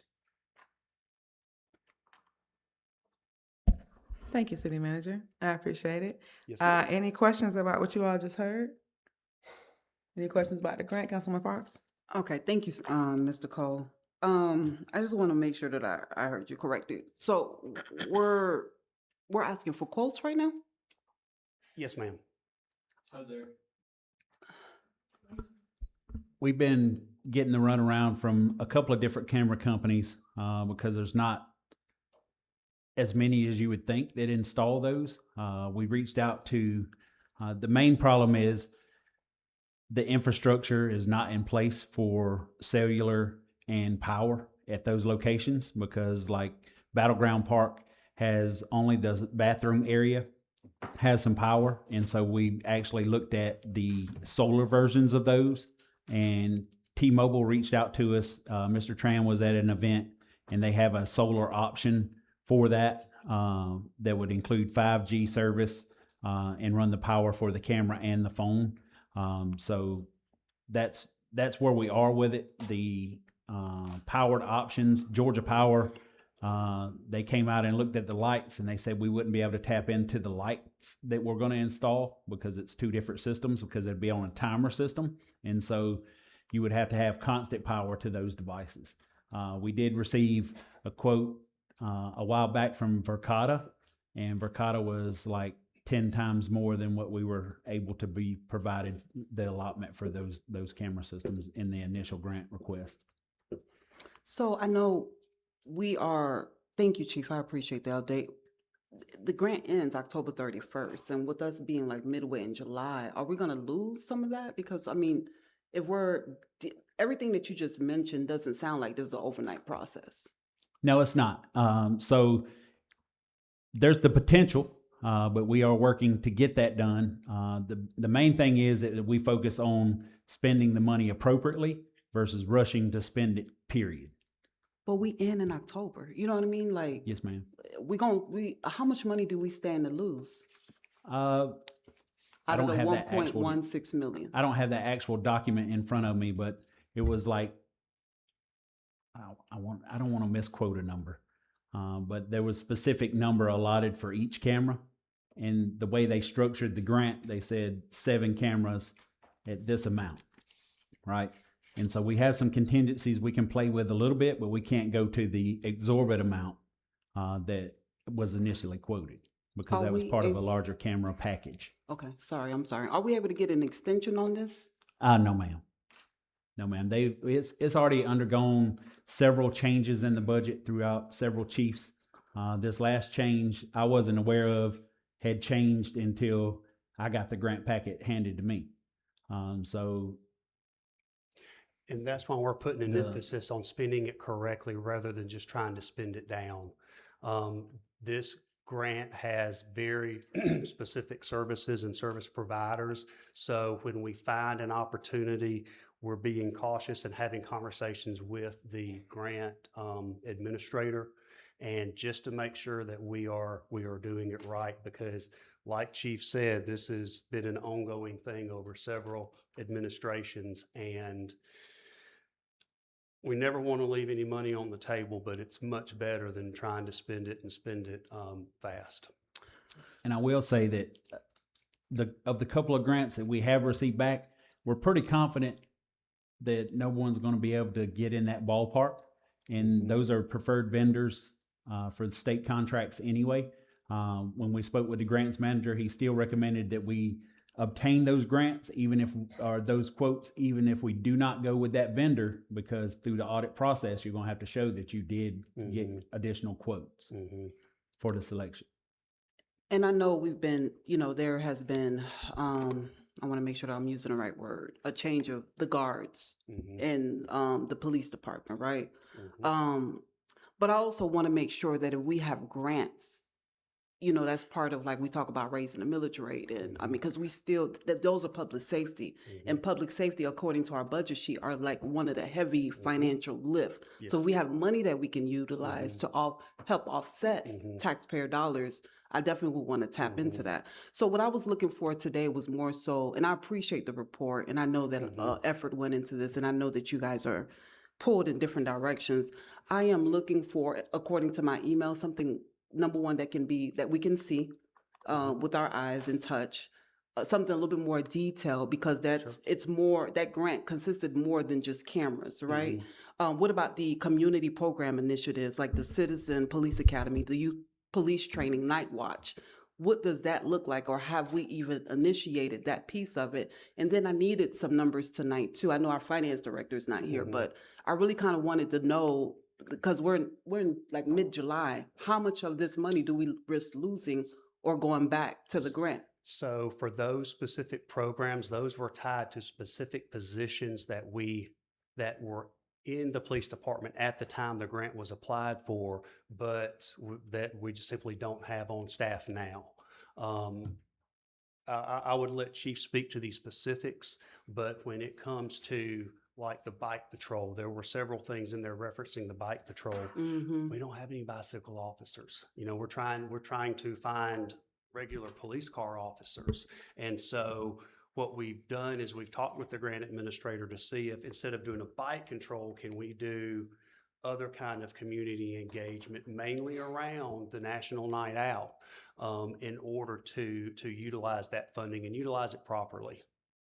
Can we as council members could have been involved in that process? Oh yeah, oh yes, ma'am, absolutely. But that was never again, brought we to us, didn't- though. Right, yes, yes, ma'am, I understand. But as Chief said, we got this a couple months ago. So, I mean, the involvement for the grant, and you're asking, could you be involved in the grant process? Well, I mean, I don't know if we could, I'm not gonna say if we, like, if they're, just like, for example, you guys were able, and I say you guys as in the staff, right, and the mayor, was able to send an email to someone to ask for some of that money to go to National League of Cities.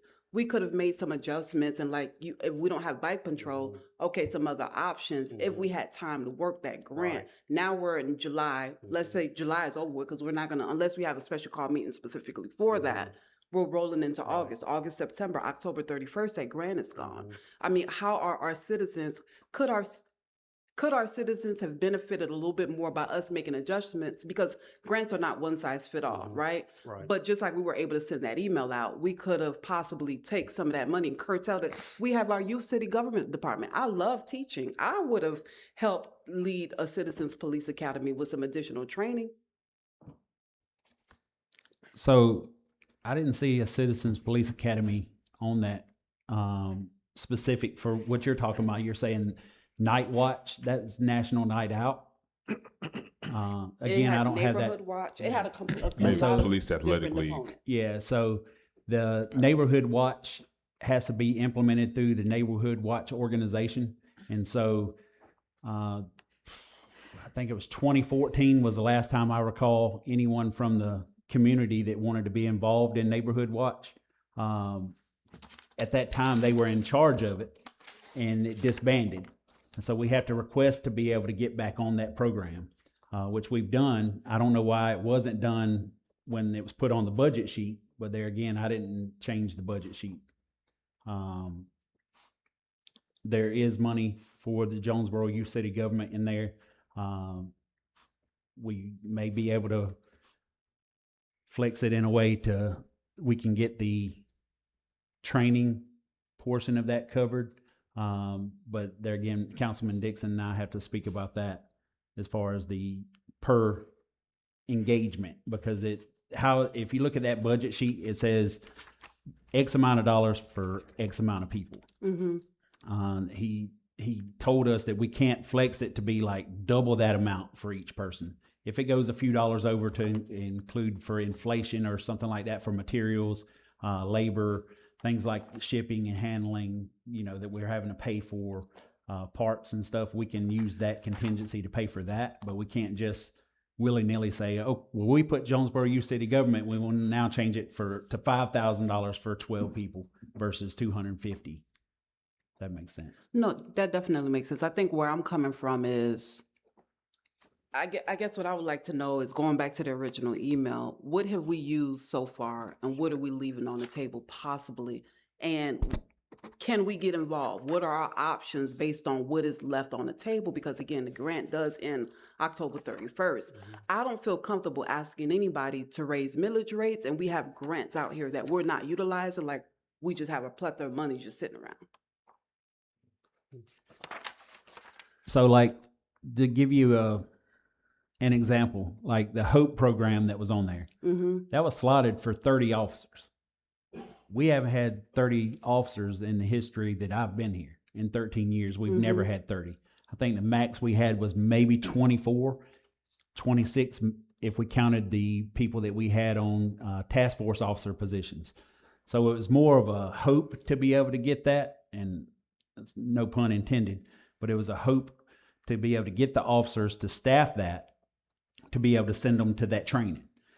In order to do that, you would need 30 officers, because if you'll see, they had airfare and travel expenses and things like that, which means those officers wouldn't be here in Jonesboro. They'd be somewhere getting training. And we didn't have those 30 officers when that was requested. And I understand, but it sounds like we could have made some changes or possibly entertained the idea of making adjustments so it can fit our community in our situation. Yes, ma'am, and I believe, and we certainly could have if we had had the lead and the notice and the awareness of it. Both of us are really working behind the 8 ball because we're Changing of the guards. I changing know. of the guard, Yeah, yes, ma'am. yeah. And I hate to keep coming back to that, but honestly, that is the truest answer. When these programs were proposed, it really, and this is why we had to come back and talk to the grant administrator. There was just a real big net that was cast, hoping to get everything that we could. And the 30 officers for the HOPE training is a perfect example. Hoping to proposing that we're going to be able to train 30 officers when we only have 24 and fewer than that now. It's unfortunate. And to your point, Councilwoman Fox, each time someone got involved with it, they did change it. And it's been changed a number of times from its original application. So that budget was changed. I think we're on version 4 because pretty much right out the rip, we had to, right out the gate, as soon as it was awarded to us, we had to change the budget because there was a co-sponsor on there as well, and we had to have that co-sponsor removed. And so then that was version 2 automatically within a month of getting it. And then that chief refined it a couple of times, and then another chief refined it, to try to fit, whatever vision they had for Jonesboro, and just 30 positions to send off to training.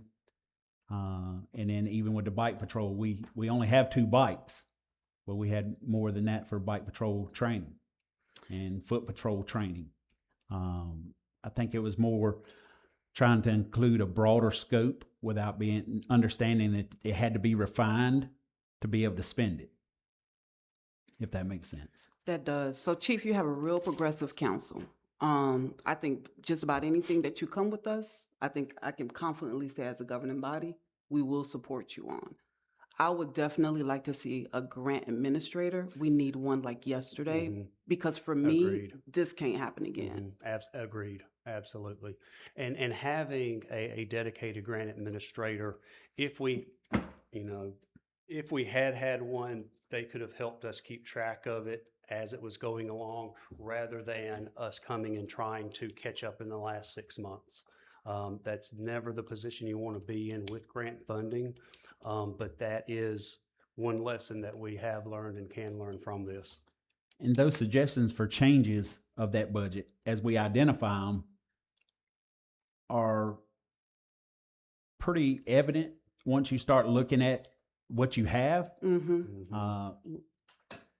I'm just being transparent when I say I don't know where the 30 officers was going to come from.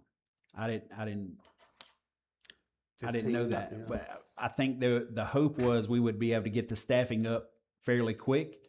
And some weeks are great and some weeks are not so great. You have 2 or 3 officers look at a different job posting. They may apply here, but then 2 days later, you may get a notice saying they want to withdraw their application. So it's just has its ebbs and flows as far as staffing goes. So that hope was rather great to begin with. I think this is a wonderful dialogue and conversation. I do hate that it seems like it was late for us to be having it. I want to first and foremost take accountability. As a city, the ball was dropped. If we got to give money back to this grant, the ball was dropped. And I'm not saying an individual dropped it, but overall as a city, whether it's because we had too much turnover, whether it's because we didn't have a grant writer, whether it's because council wasn't as involved to support, whatever the reason is, we dropped the ball as a city. And I do think we need to put systems in place to ensure that this doesn't happen, because turnover is inevitable, and it should have been a book, a document, or something that was handed to the next person once they came in. It's unacceptable, right? And for the world to see, we're taking accountability as a city, as the governing body of the city that says, regardless of who's underneath us, we should not have allowed this to happen. So let me first put that out there. I understand we don't want to spend the money fast and inappropriately. I want to know what things in the grant we can still get done within a time frame that's not, in a irresponsible way, but what can we still do? Nights out, gathering the community, what does that look like? I'm not, and I think because the documentation is not readily in front of me, I'm not understanding, okay, if we couldn't get to 30, we couldn't stagger some of if we couldn't do 30, nobody could participate in the training. We couldn't send like 1 or 2 people a week or month or a year or whatever. Bike patrol, we have 2 bikes. We couldn't have spent some money on maybe buying more bikes so that when we do train the people, like, is it that refined that we couldn't have done anything? Lighting in the park, I know we spoke about the quotes that we're receiving, and a lot of those quotes led to cameras. And I heard we mentioned something about Georgia Power. Is that the only issue and hindrance to lighting in the park? Like, I understand October is close, but if there are ways that we can still get this done, if you need our involvement, even if it's just on planning the community events, we do that. We're good at that. There are people up here that are good at that.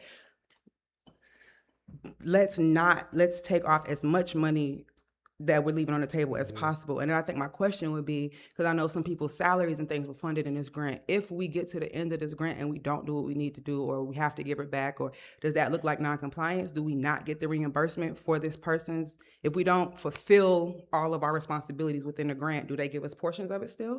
Will we still get the reimbursement?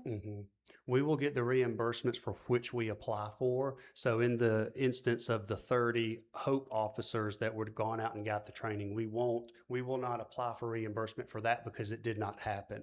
So, but for the training that we did go through, the trainings at like National League of Cities and some of the other things, we will get the reimbursement back for those things. And sometimes it is as direct as one bike officer going to a training with an airfare and with this and with that, but it all starts with the personnel. And if we don't have the personnel, then none of the other dominoes fall for us to get any of that funding. So sometimes it is very tied directly into the personnel.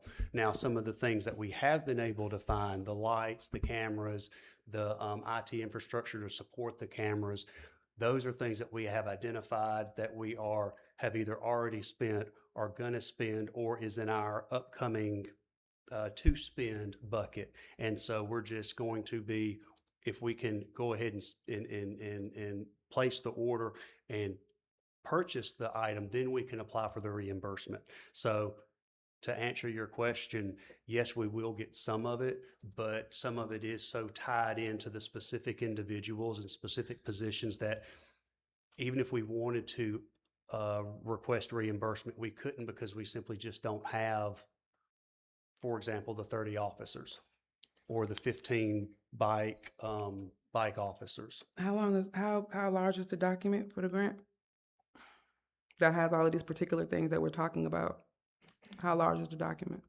I'm sorry? How large is the document for the grant to have all these particular things that detail what goes to what? How large? 10 to 12 pages, 15 pages. Yeah, it was provided a couple of council meetings ago. Can we have it again? Yes, ma'am. Like in our mailbox or both? Yes, ma'am. Either one. Both. Both. Just because sometimes online it's easier to just type in a word and it highlights it for you. But I'm also old school and I like to use a highlighter myself. Absolutely. So that we can have more of an informed conversation. Yes, ma'am. Geesh, and I don't want to be here long on Thursday, but since we're already amending the agenda for the special call meeting, is this something that once y'all have the grant in front of you all, would y'all like to bring this back up so that we can speak to the particulars? And or with that, before you answer, will you have enough time between today and possibly if they get that to you tomorrow to have read it and have questions ready for Thursday? Yeah, I did ask for some of the grant stuff like back in, y'all know I've been asking for this grant since I took office in January. And I specifically asked some questions back in May, given time, and we're like in July. And I specifically asked some questions that I would be asking tonight so that I wouldn't spring on. So for me, I don't understand why my specific questions are not being answered, especially if I gave more than enough time and said, hey, this is what I'm going to be asking. Can you guys have this numbers ready and this report ready and something that's tangible that we can see in some comparisons. I would like to know how much money possibly have we spent and how much money are we possibly about to, just say, hey, bye to. Do we know how much money we've spent? I don't have that information. So to answer your question for Thursday's turnaround, that's really going to depend on, if finance is back in everything so that I can get the actual numbers. Okay. So if we could just go ahead and get both of the information, if we need to have another special call meeting, I suppose, and that's something we'll talk about as council. But we definitely need this information. I think Chief is saying that he might not be able to have an answer to these questions if Ms. Karen isn't back by then, the finance portions of it, because there's nobody to, and I don't know if Candace can answer those questions or not. I'm unsure. If we can get the information back, I'm fine with being on Thursday. And I don't know if it's too much to ask, but could I be included in the email of what you're requesting? You didn't receive the email? It wasn't forwarded to you? Chief, I think I sent it to you directly. Yeah, I sent that email to you Point of directly, order. Chief. I'm talking about what you're asking for. None of what you've asked for has been fulfilled, is what you're saying? No, yeah, I sent let me look at this email, I'm sorry, maybe. Yeah, Chief Cato, I asked for specifically, how much has been spent, how much funding remains, have all reimbursement have been received. I sent that particular email to you on July 6th. Okay, and so last week, Monday. That's one of many that I have sent.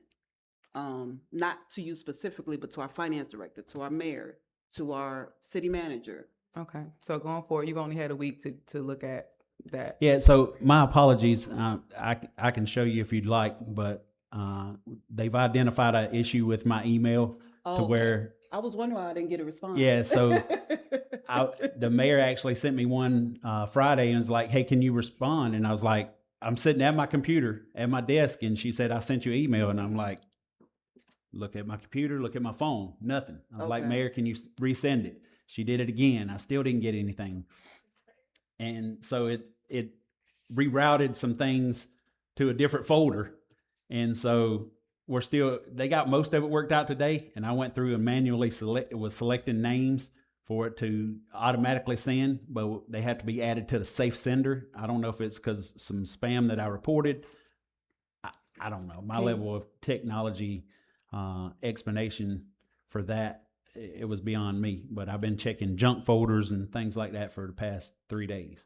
Can you take a picture of the email and send it to his phone, his Yeah, city phone? I will. And we just communicate like that until we know that it's resolved. Yeah, I will. And again, I'm giving grace. I think for me, with us this ending in October, and for us, literally getting the physical grant, like a month ago, and we've been asking for it for a while. These are the things, like even the rest of the grants. I mean, what our existing grants? Where do we lie?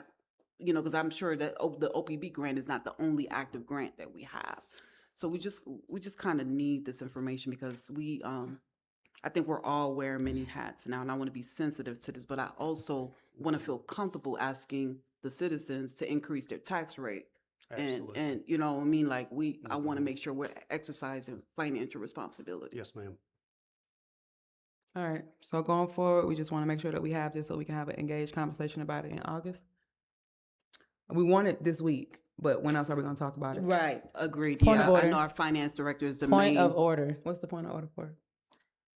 Councilwoman Fox, you are continuously, asserting yourself without being properly acknowledged by the chair. All I ask is that you ask for permission to be acknowledged by the chair. That's all I ask. I think I engaged her that time, but okay. I'll keep in mind of that. Thank you. So going forward, because this was something that you initially had put on the agenda, it will be sufficient if we have this information by tomorrow or this week before our special call meeting. Mhm. And then if Ms. Karen is not, we'll decide amongst ourselves if we want to have another special call meeting or if it can wait until August 3rd. Mhm. Is that fine? Yep, that's cool. Okay. Is that something that everybody can deliver by this week, but before Thursday? Just what the grant is and the particulars? Yes, ma'am. Okay. All right. Awesome. So nothing has to be voted on for this, right? No, ma'am. Okay. Thanks, guys. So I have the results as it's going to be on the special call, July 16th meeting. No. Is that correct? We can't have it on a special call meeting because we can't say for sure that they'll have the information because our finance director is out. Okay. Okay, so what's the final, just no action right now as far as? We'll put it on the minutes? agenda for the August 3rd agenda, but we want the information to council by this week. Okay, thank you. Yes? Yes. Next item, letter D, council to discuss FY 27 budget process. All right, thank you, Mayor Pro Tem Council. As you're aware, we are working on the budget for 2027. I sent an email out to y'all today talking about the general process overall of how we are going to proceed. Right now, we are working with the departments on getting their needs, what positions they think that they're going to need, some of the goals that they have. We have a form that we are sending out to the department heads that will help codify some of the information. Following that, we will have meeting dates with the mayor, finance, and department heads to put all the information together. Following that, we will have review opportunities in both August and in September. And then, of course, that will lead into the statutory dates for our public hearing, which is for the millage rate which is 9/16 and 9/23. At the same time that I'm talking to the department heads and working with them, I'll be communicating with each of y'all to talk about your priorities and some of the goals that y'all have for the city. Those will be incorporated into the budget document, and then we will come up with an overall document that has both department priorities, mayor priorities, and then council priorities. And then from there, we'll look at our revenues, anticipated revenues that are coming in, and then just go towards a balanced budget. The good thing about our budget is that the ad valorem tax on property tax is right about 24 to 25% of our budget. So that is not the largest portion of it. We bring in revenue in multiple other ways, so we are not going to be putting all of the growth and all of the new services on the back of the property owners. We will have operational efficiencies. We will have additional programs. We will also have some grant funding in there.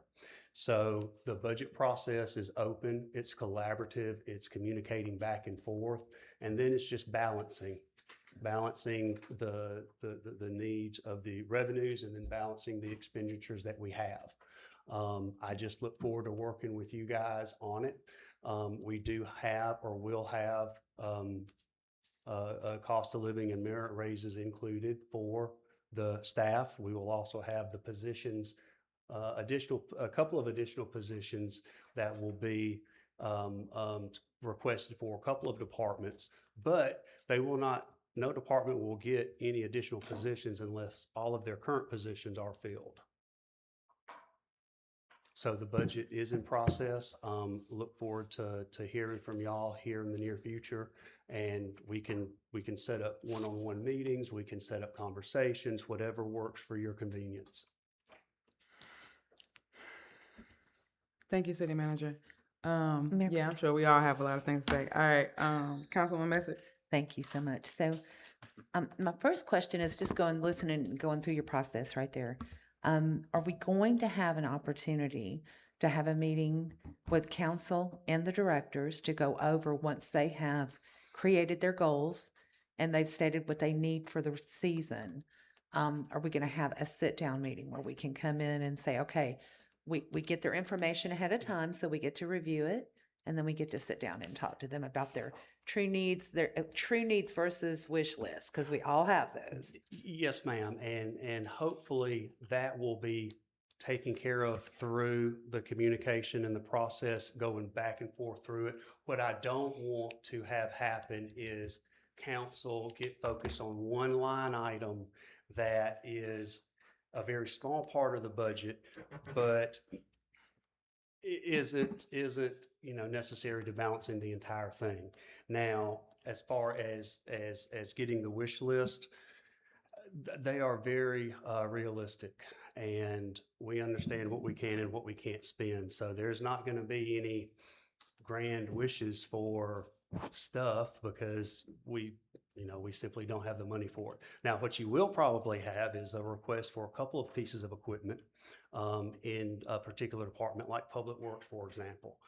And then what we'll do then is we'll just explain how that adds to the services that we're able to provide and how much more efficient it makes us. But yes, ma'am, you will have a chance to look at the department level line items if you would like to.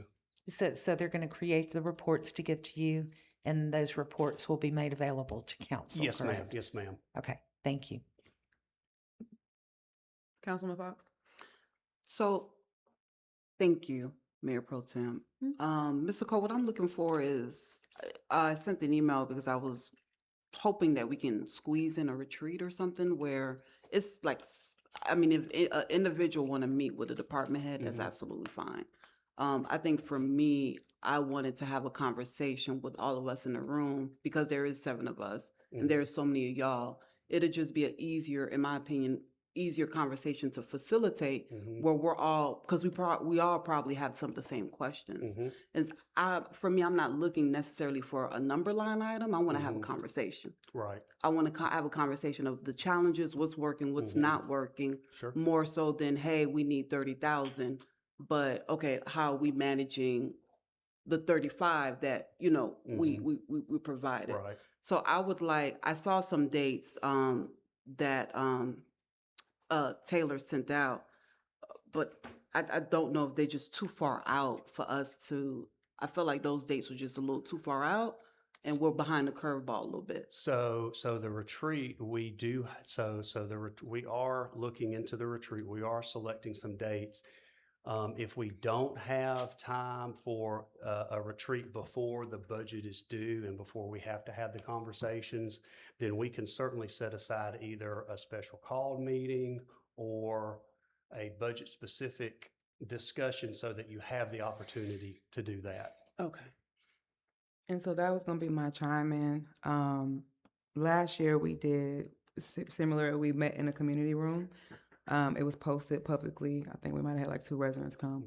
But it wasn't necessarily for that. It was just so that we can all convene and have those conversations. And it was separate from what I understood to be a retreat, a council retreat. The council retreat that I participated in, it was a separate vessel. And that's right there in our community room. So I think that that's something that we can definitely do. Agreed. And I would honestly like to have those proposed dates for August. And I know August is extensive, but if we're supposed to be meeting and speaking on these public hearings in September, I just kind of want to be informed. And as far as the department heads, I was twiddling with the idea of them being able to present and leave out without us asking them questions per se. I think in the previous budget things that I've been a part of, it's okay. I don't know that all the needs come back to us. You know what I mean? I think it's prioritized like, hey, no, or freeze it. We're not going to ask for anything else. And then things fall through the wayside and then we're surprised throughout the year.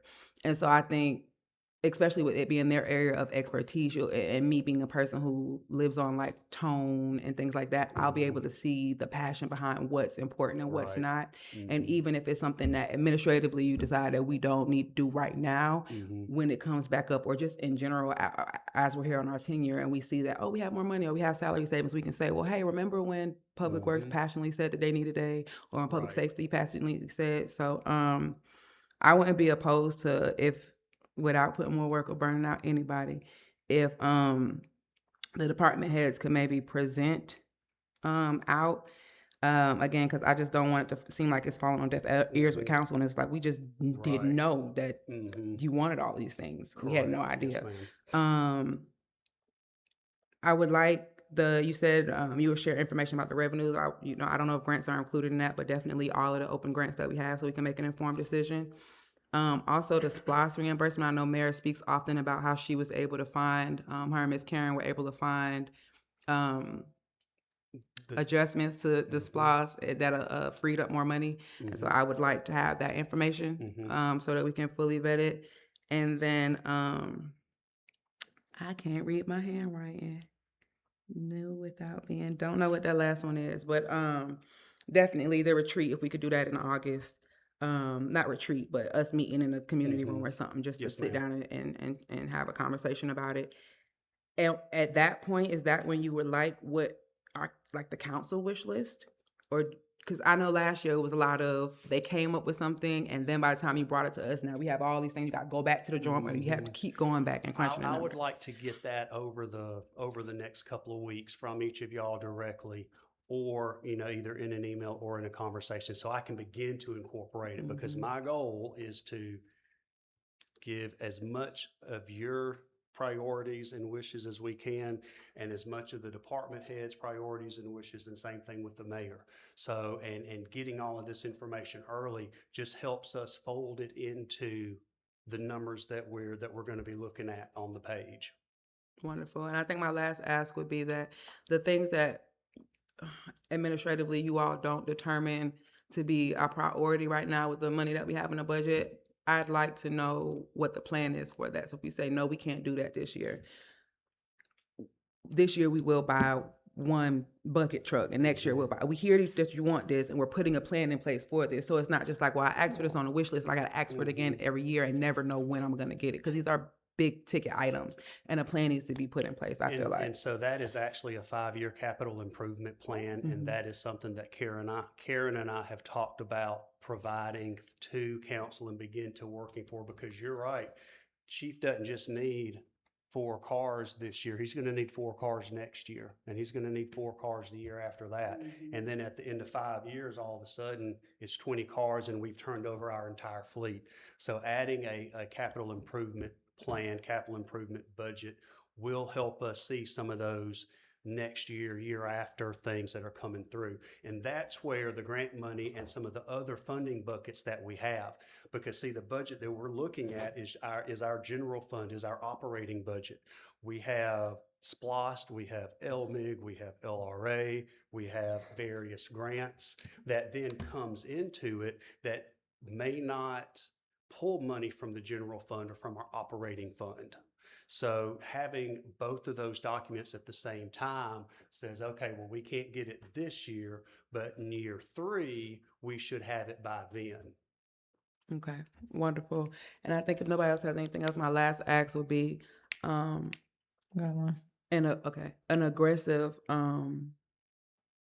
aggressive plan, even with capital improvement 5 years, I get it, but an aggressive plan for next year to get Public Works some of the equipment. And this is only from me hearing from residents about what their expectations are. And the expectations are valid.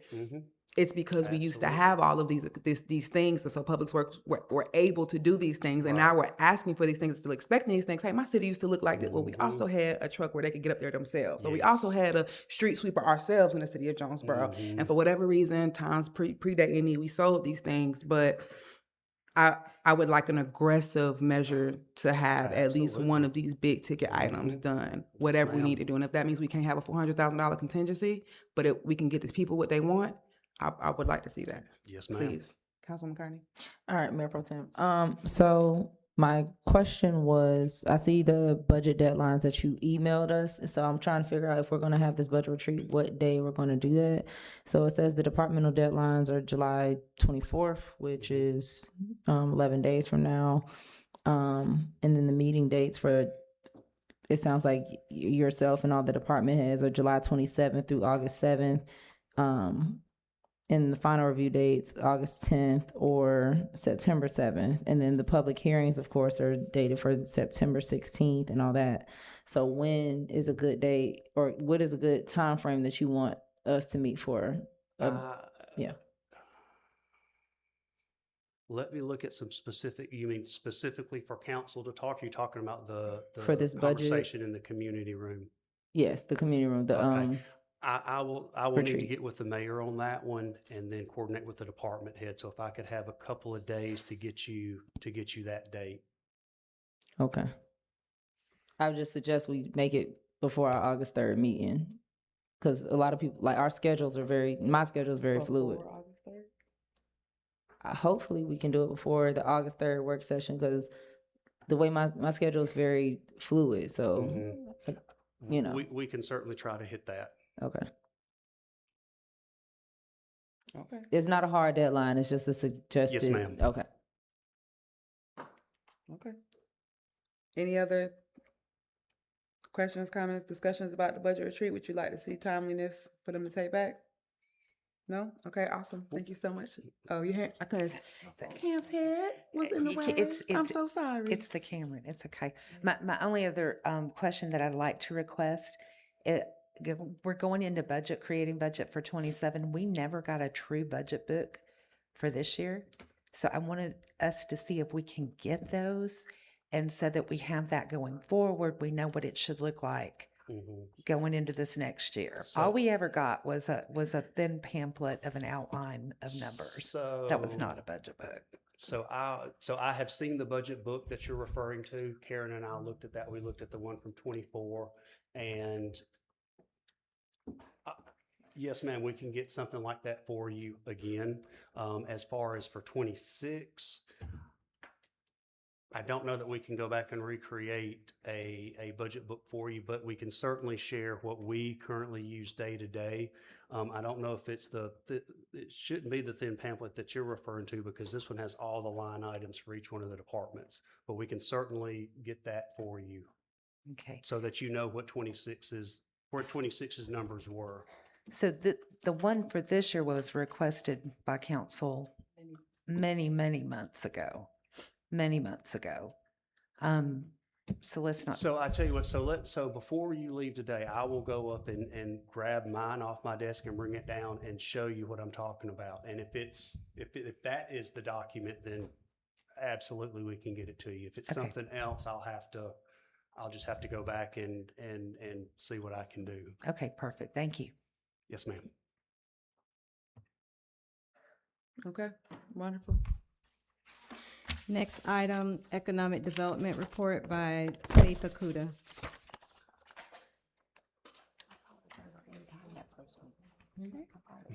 Good evening, Mayor Pro Tem and Council. Good evening. So the June Economic Development Report.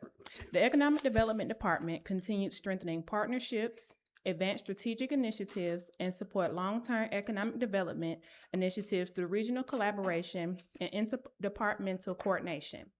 So during the month of June, we have 608 active business licenses. Of that number, 332 of those active licenses reflect a strong presence of service-based and professional-based businesses within the city. Under meetings and engagement, on June 15th, we had our Southern Cities Economic Inclusion Technical Assistance Check-In. This is an opportunity for us to have our one-on-one with our NLC Technical Assistance rep to give us the support needed for our particular project. And our project is to do a vendor readiness program where we specifically target small and underrepresented businesses to get them the support and resources needed to procure with the city. And the hope with that is to not only get them the skills to procure with us, but for them to take those same skill sets and go after other contracts as well. On June 18th, Jonesboro was represented at the Contractors, Closers, and Connections Brunch. We were able to show our active projects, upcoming projects, as well as display catalytic sites within the city. This information was displayed to brokers, vendors, and investors. On June 23rd, we had our Terra Boulevard Task Force meeting. The task force is made up of Clayton County, City of Jonesboro, and City of Lovejoy. And we talk about how we are looking to beautify the Terra Boulevard corridor starting from 75 down through Lovejoy. On June 25th, I had my Main Street onboarding program with the state representative. On June 30th, I had 3 meetings. One was with the Airport Chamber Board. The other was the Housing Task Force and the GIS Steering Committee. So during our Airport Chamber meeting in June, we appointed new board members. The Housing Task Force,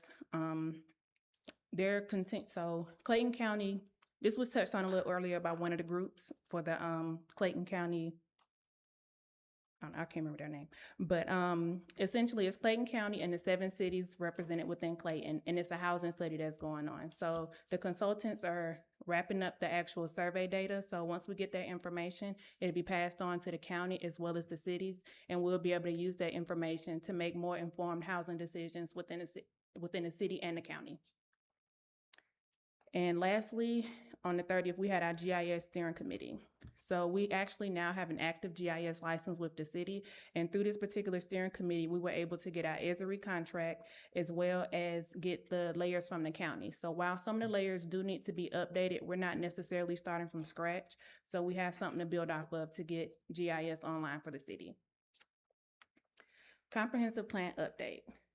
As of June 30th, we received a total of 488 survey responses. Of the 488, we had 24 full responses. So that means that none of the respondents skipped any questions.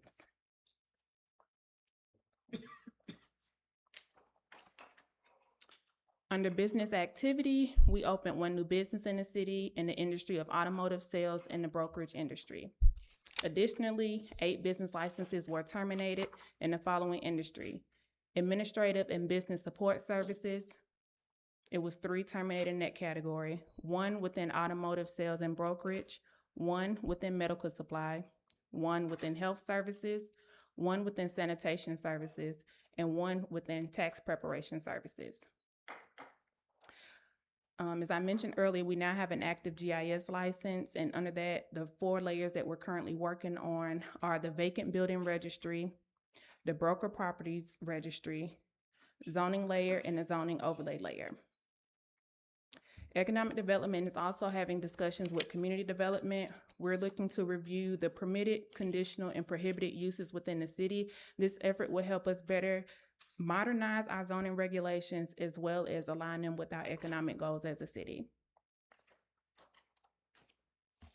So in summary, our key outcomes for the month of June were that we were able to strengthen our regional partnerships as well as expand our GIS data resources to support businesses, attraction, redevelopment planning, and strategic decision-making.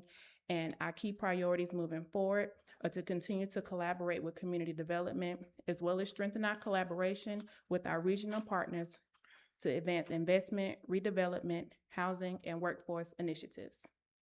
And with that, I'm happy to take any questions. Council, questions? Councilman Dixon? Yeah. Thank you, Faith, for that report.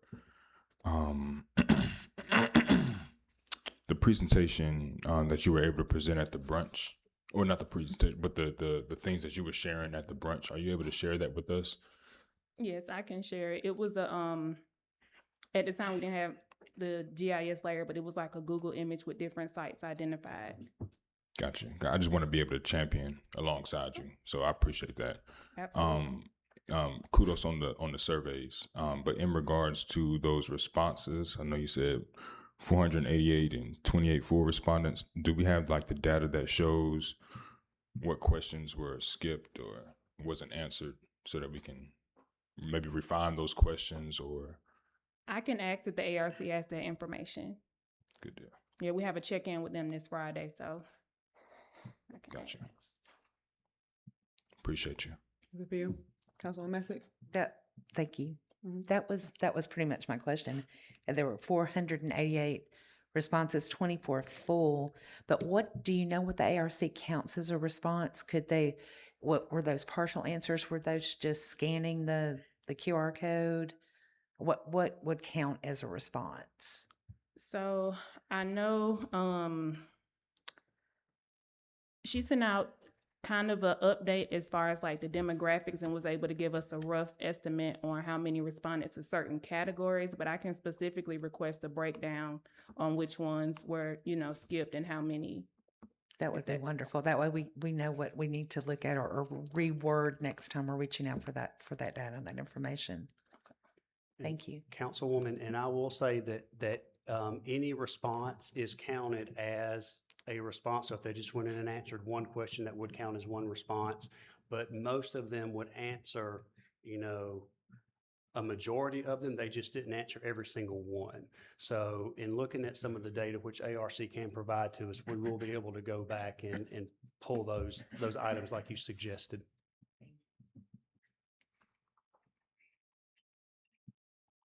Anyone else, council? I had a question about the working with community development department to modernize our zoning regulations. Do we have like a calendar or timeline of what that looks like? And this is me, this is why y'all need to stop sending us to these things and paying for us to go to all these classes with GMA and things, right? But they were saying that things like our zoning, things like our policies, whatever, it should be on a rolling calendar, right?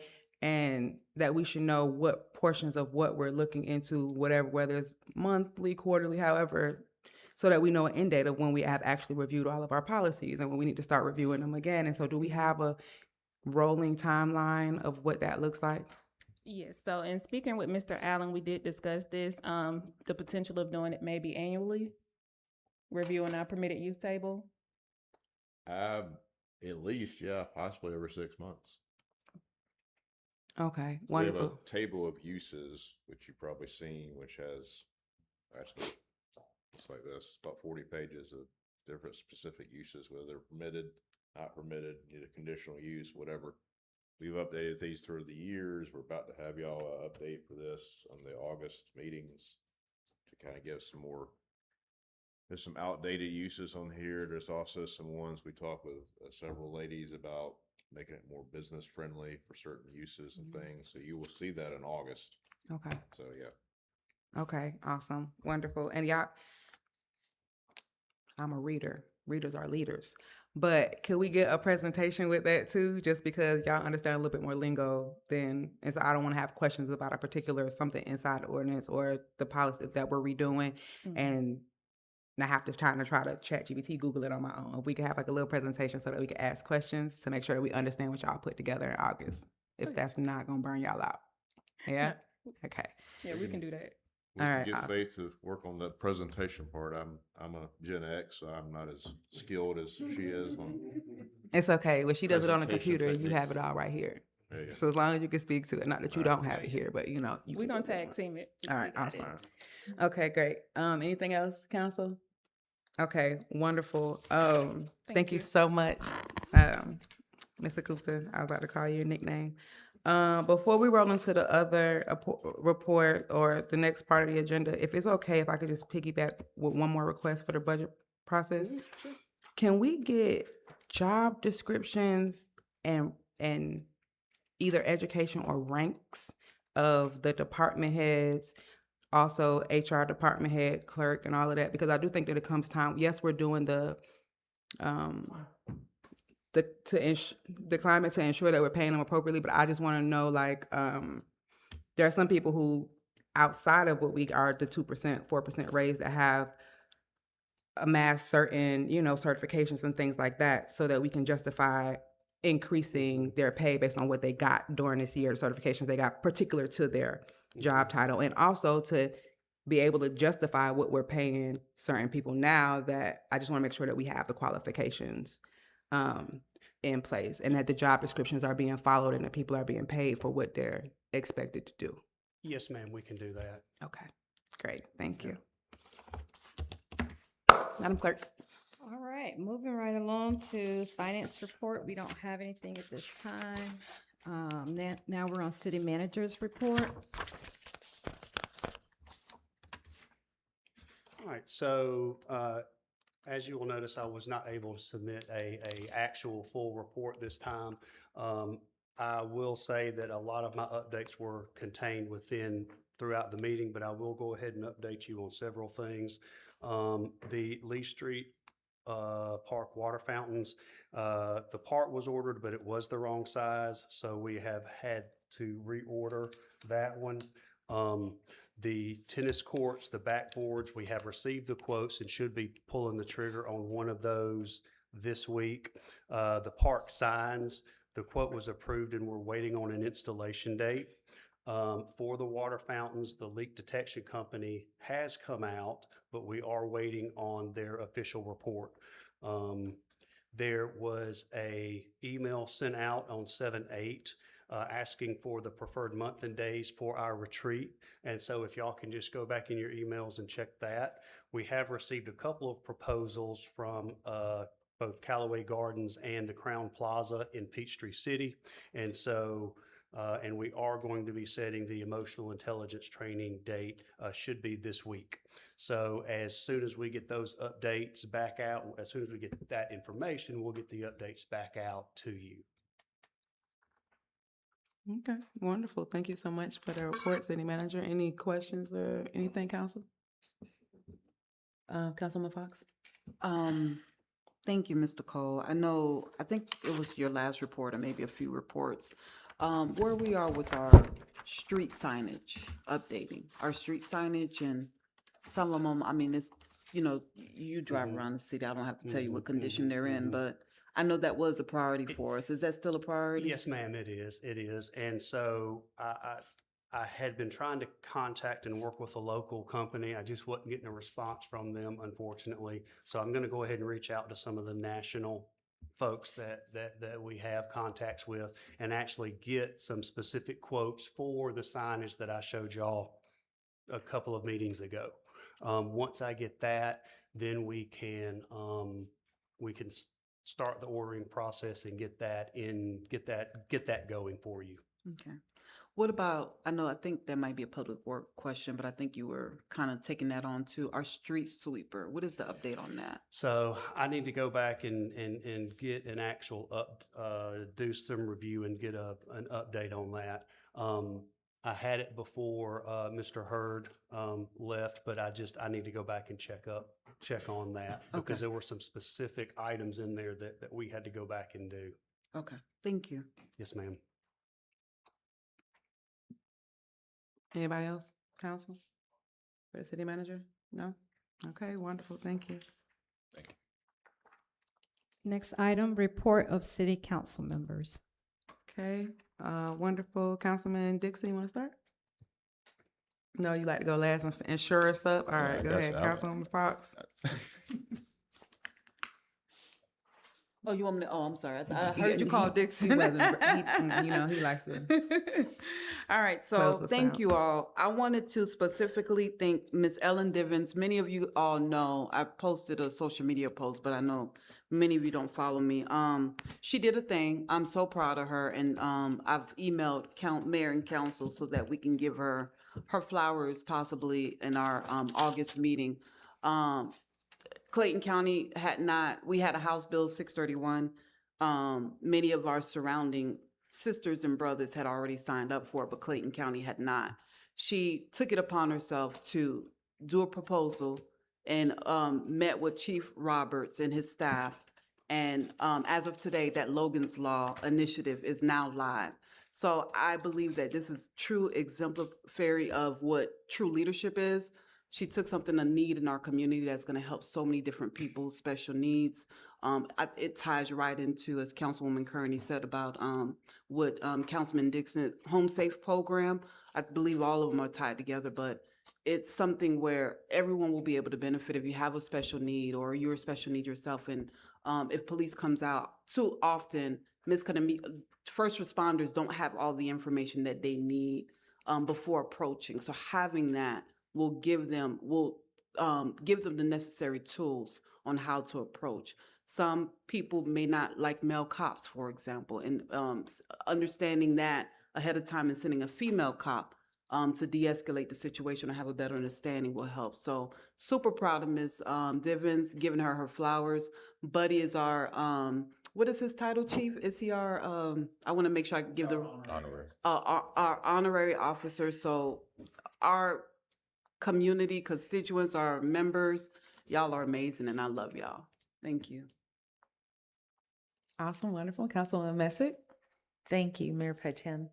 I just have a few pins to pin tonight. So our beautification committee, if you haven't noticed, recently put out some really new signs about America's 250, because keep in mind, this is a year celebration. It's not just a one-day, one and done. So if you haven't seen them, keep an eye out for them. They're awesome and they're looking really good.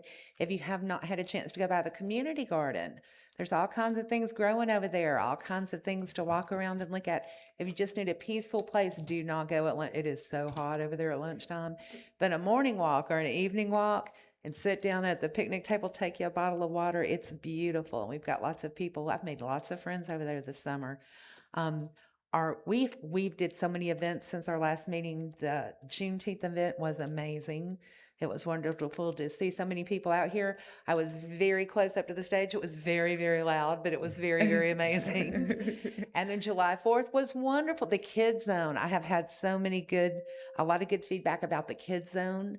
It was excellent. The kids were enjoying it. It was a hot day too, but it was worth it. And the fireworks at both events were just phenomenal.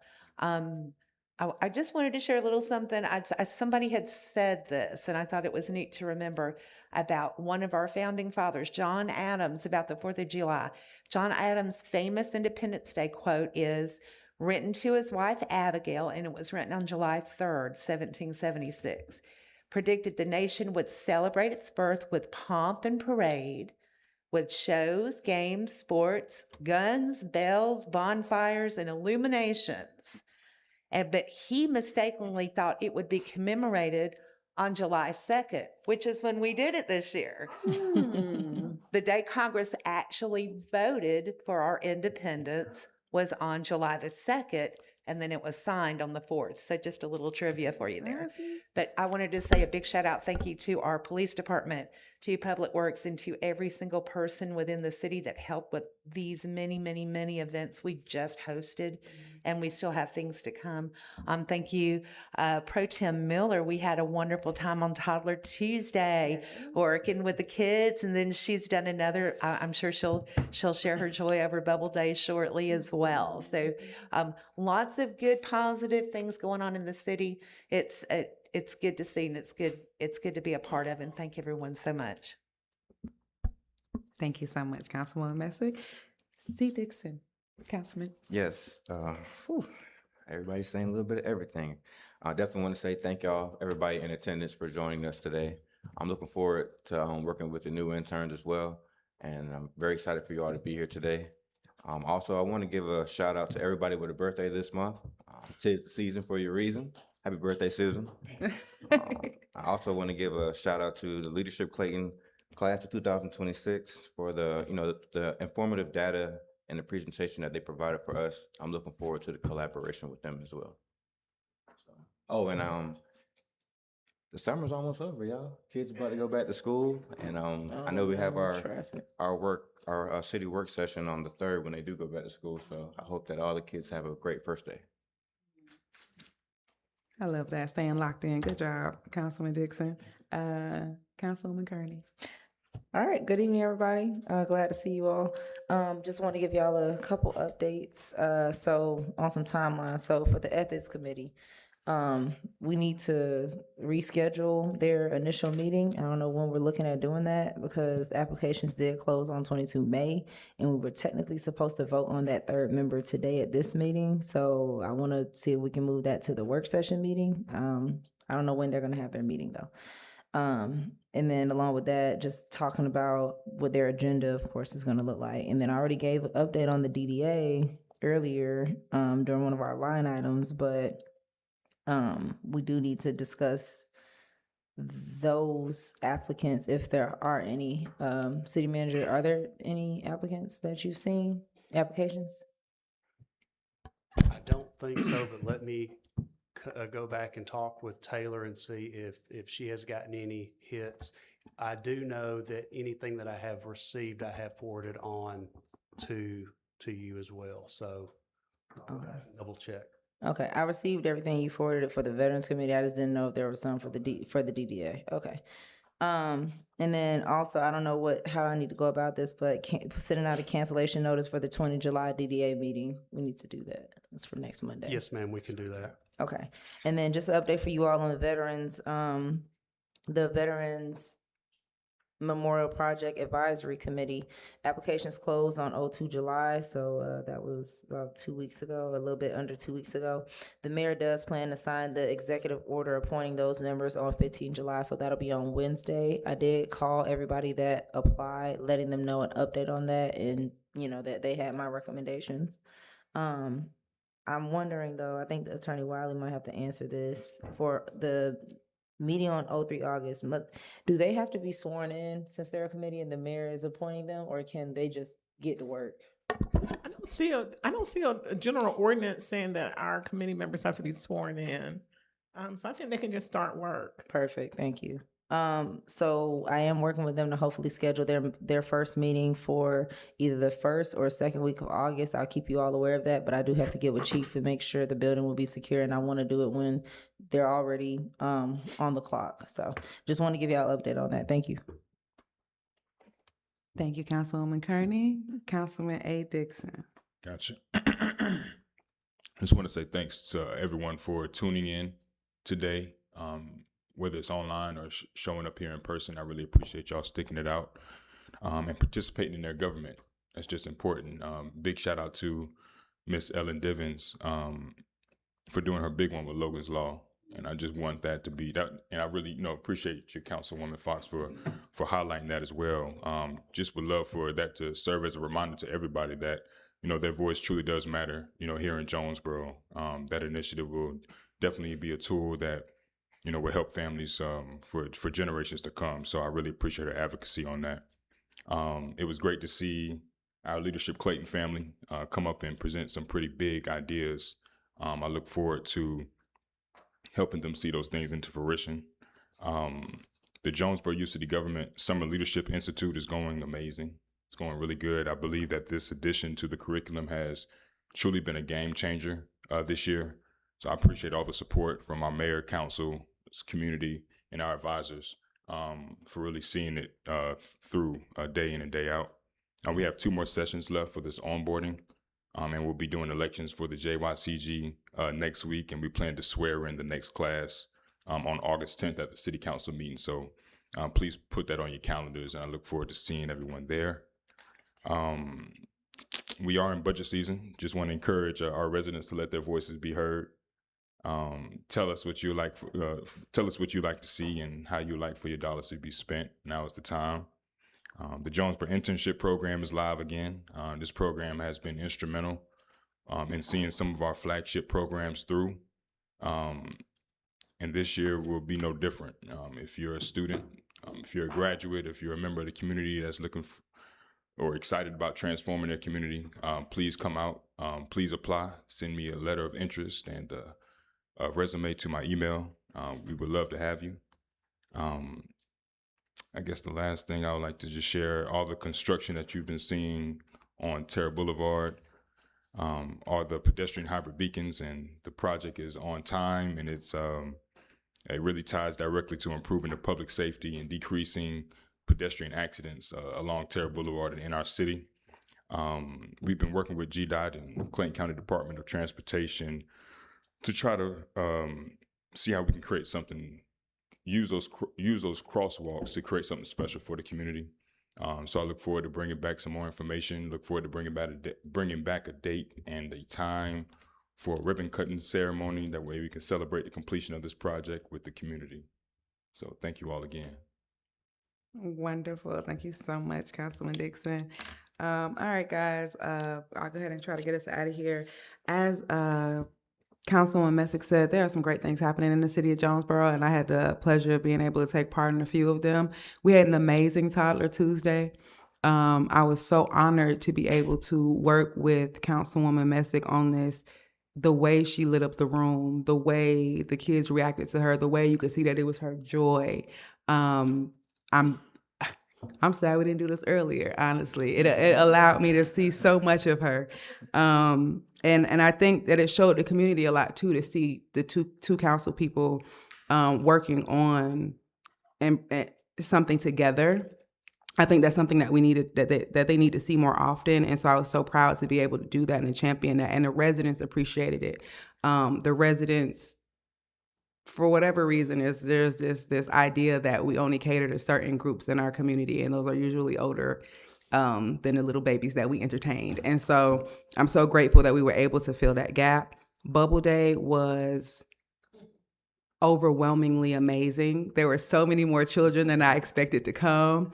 The daycares came out in droves, and so that really like upped the number. And if I'm being completely honest, it was a chaotic morning for our city staff, and it didn't stop the show. They showed up, they came, they helped, whether direction was there or not. This is what I know what's going on in the city. How can I be of assistance? Michaela, sweet Michaela, got it done, stepped in. She's new to events, I feel like. And so it didn't hinder her from doing it. Chief Cato came out, got it done. We didn't even know how we were going to open a concession stand. We're calling everybody, right? And y'all know me, I talk too much because I'm too honest. But Mr. Walker coming up, hey, what do you need? How can I help you? That just speaks to the city of Jonesboro.